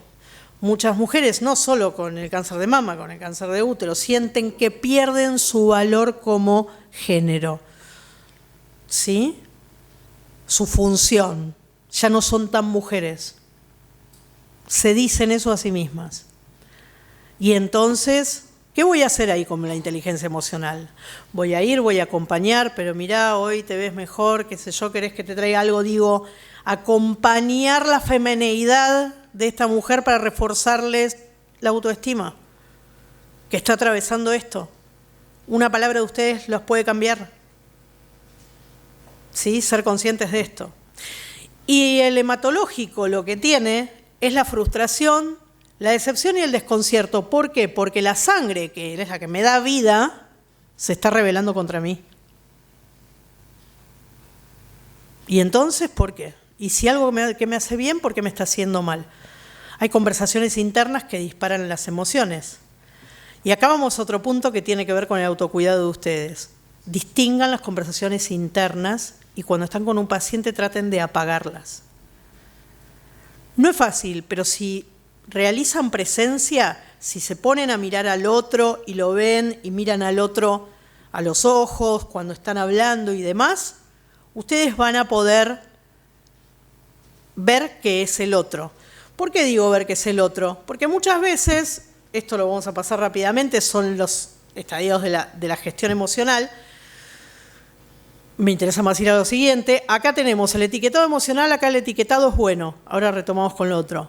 ¿Por qué es bueno? Porque yo le pongo nombre a las emociones y así puedo distinguir y ponerle nombre a las emociones de los otros. El análisis emocional es qué me pasa cuando tengo esta emoción. La regulación, ¿qué voy a hacer? ¿Cómo me voy a hablar? ¿Qué voy a hacer para que esto dure menos en el tiempo si es displacentero? La responsabilidad emocional, ¿qué es lo que hablaba cuando les decía recién? Ay, hola mami, hola abuela. La responsabilidad emocional es tener conciencia de mis palabras y mis acciones, qué impacto emocional están teniendo en el otro. Esa es la responsabilidad emocional.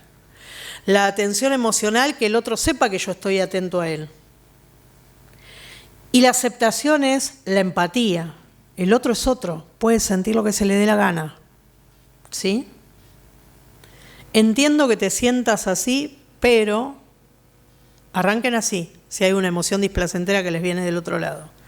Si hay alguien que se siente frustrado, alguien que les trae un mensaje agresivo, alguien que está cansado de algo, y después me interesa también que saquen foto de otro que va más adelante. Bueno, esto pónganlo como aplicar en el trabajo diario, lo vinimos hablando, la práctica de la autoconciencia, la gestión del estrés. El estrés generalmente se da cuando pienso que tengo que hacer 20 cosas a la vez. El mejor antídoto del estrés, porque el estrés genera esa ansiedad de, uy, tengo que hacer 20 cosas a la vez, es el orden. Traten de poner en orden o anotar todo lo que tienen que hacer y darle orden de prioridades. Cuando el estrés y la ansiedad generada por el estrés ve la lista, se calma. Gente que dice, tengo 7.000 cosas para hacer y cuando hace la lista son 7, no 7.000. Y entonces si le da prioridad, puede gestionarlas mejor. Ya bajaron el estrés haciéndose una lista de lo que tienen que hacer. Y es simple, tienen el teléfono en la mano, háganlo con el teléfono. Bien, desarrollar la empatía, disociarse lo necesario. ¿Qué es esto? Yo entro, veo a alguien y digo, ay, no me cae bien este paciente. ¿Por qué no me cae bien este paciente? Porque seguramente lo estoy relacionando con alguien que conozco. Revisen. Este paciente es este. Esto es lo mismo que yo les digo, no, sí, mi prima tiene 35 años y acaba de separarse. Y ustedes dicen, no, como la prima tal de tal. Y entonces sí, entonces seguro que está haciendo tal cosa y está pensando esta otra. No. Miren al paciente, identifíquenlo, llámenlo por el nombre porque ya lo van a separar de ese que ustedes conocen. Y entréguense a que no lo conocen y es una experiencia nueva. Y esto sirve mucho, y nos vamos a poner un poco serios en esto, cuando el paciente es, por ejemplo, un paciente infantil, porque ¿quién no puede relacionar con alguien que conoce? Porque impacta de otra manera. Pero lo van a acompañar mejor, lo van a poder contener mejor, ¿sí? Y asistir mejor si ustedes lo ven a él y no a esta otra criatura que está afuera, que está bien y que ustedes en ese momento les viene temor porque es natural y porque es normal, porque el cuerpo detecta la amenaza y sienten que eso amenaza a alguien que quieren, esa imagen. Pero no es esa persona. Entonces, lo mejor que pueden hacer es tomar conciencia de quién tienen adelante. Comunicación clara y efectiva. Si quiero saber algo, hago preguntas abiertas. ¿Cómo la pasaste anoche? Ok, y me contestás. Y entonces, si yo no quiero saber nada, te digo, ¿la pasaste bien? pregunta cerrada, es sí o no. Pero ya te puse parte de la respuesta de la pregunta. Pregunta abierta para cuando quiero indagar. Pregunta cerrada cuando solo me interesa ese hecho, pero tengo que saber que yo estoy induciendo la respuesta. ¿Sí? Bien. Práctica de escucha activa, ya lo hablamos. Resolución de conflictos, ¿sí? Con calma y colaboración. Tiene que ver también con cómo voy a gestionar mi emoción. Fomentar el entorno de trabajo positivo, porque si yo sé cómo ponerme en una emoción placentera, voy a poder acompañar a mi compañera que también lo haga. Che, ¿cómo te sentís hoy? No, hoy estoy más o menos, no sé qué. ¿Y por qué no te gustaba ponerte tal cosa? ¿No querés tal café que a vos te levanta? Digo, estoy atento, ¿sí?, a quienes trabajan conmigo. Y depende, por eso dice mantener una actitud de aprendizaje, esto que veníamos hablando, que Vane lo trajo antes, y cuidar de ustedes mismos, porque no hay mejor manera de cuidar a otro que cuidándose ustedes. Esto es como la metáfora del avión, que muchos la deben haber escuchado. Ustedes van en un avión, cae la máscara. Si se la dan al otro, por ahí se les cae la mano, se mueren ustedes, se muere el otro. Si ustedes se ponen primero la máscara de oxígeno, van a poder asistir a muchos más. De eso se trata, cuidarse a sí mismos. Vamos adelante. Esto, tomen una foto de esto, es importante, es una información valiosa, que tiene que ver con qué necesidades ocultan determinadas reacciones emocionales. ¿Sí? Lo que hay que revisar cuando ven algún tipo de reacción por el estilo.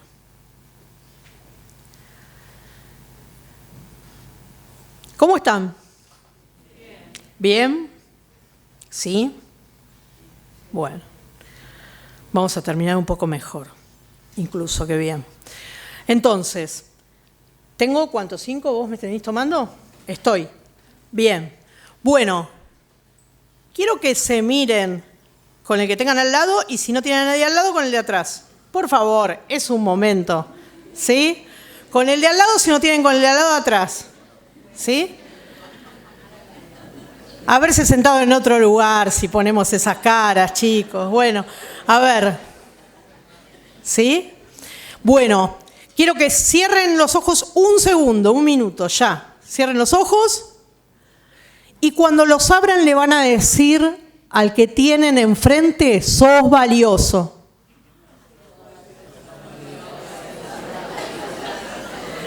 Y son valiosos. Cada uno de ustedes son valiosos. Cuídense cómo se hablan a sí mismos. ¿Sí? ¿Por qué estamos viendo esto y nos vamos? Porque ustedes vinieron acá a aprender un montón de cosas. Ya hoy son una mejor versión de lo que eran esta mañana, por todo lo que fueron aprendiendo. Y siempre les va a faltar algo por aprender, pero si ponen todo lo que saben hoy, están dando al 100 quienes son. ¿Sí? Nosotros, los griegos decían, hay 3, ¿sí?, 3 dimensiones del saber. Una está en los libros, ¿sí?, que es el saber saber. La otra es el saber hacer, es la práctica. Practiquen también inteligencia emocional, ¿sí? No solo la parte clínica, vamos a la inteligencia emocional también, que se la van a llevar a su casa. Y lo tercero es saber ser. Por eso alguien dice, ay no, yo quiero que me atienda esta chica, yo quiero que me atienda este muchacho. ¿Por qué? Porque es el ser que ustedes son cuando ponen en práctica lo que saben. Un placer haberlos acompañado.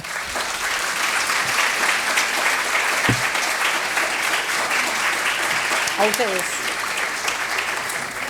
¿Cómo estamos? Necesito un like. ¿Están todos despiertos? Súper. ¿Les gustan las charlas, las presentaciones, los disertantes? Genial. ¿Quieren un coffee break? Sí. Bueno. ¿Quieren seguir después? Sí. Ah, bueno, eso es muy importante.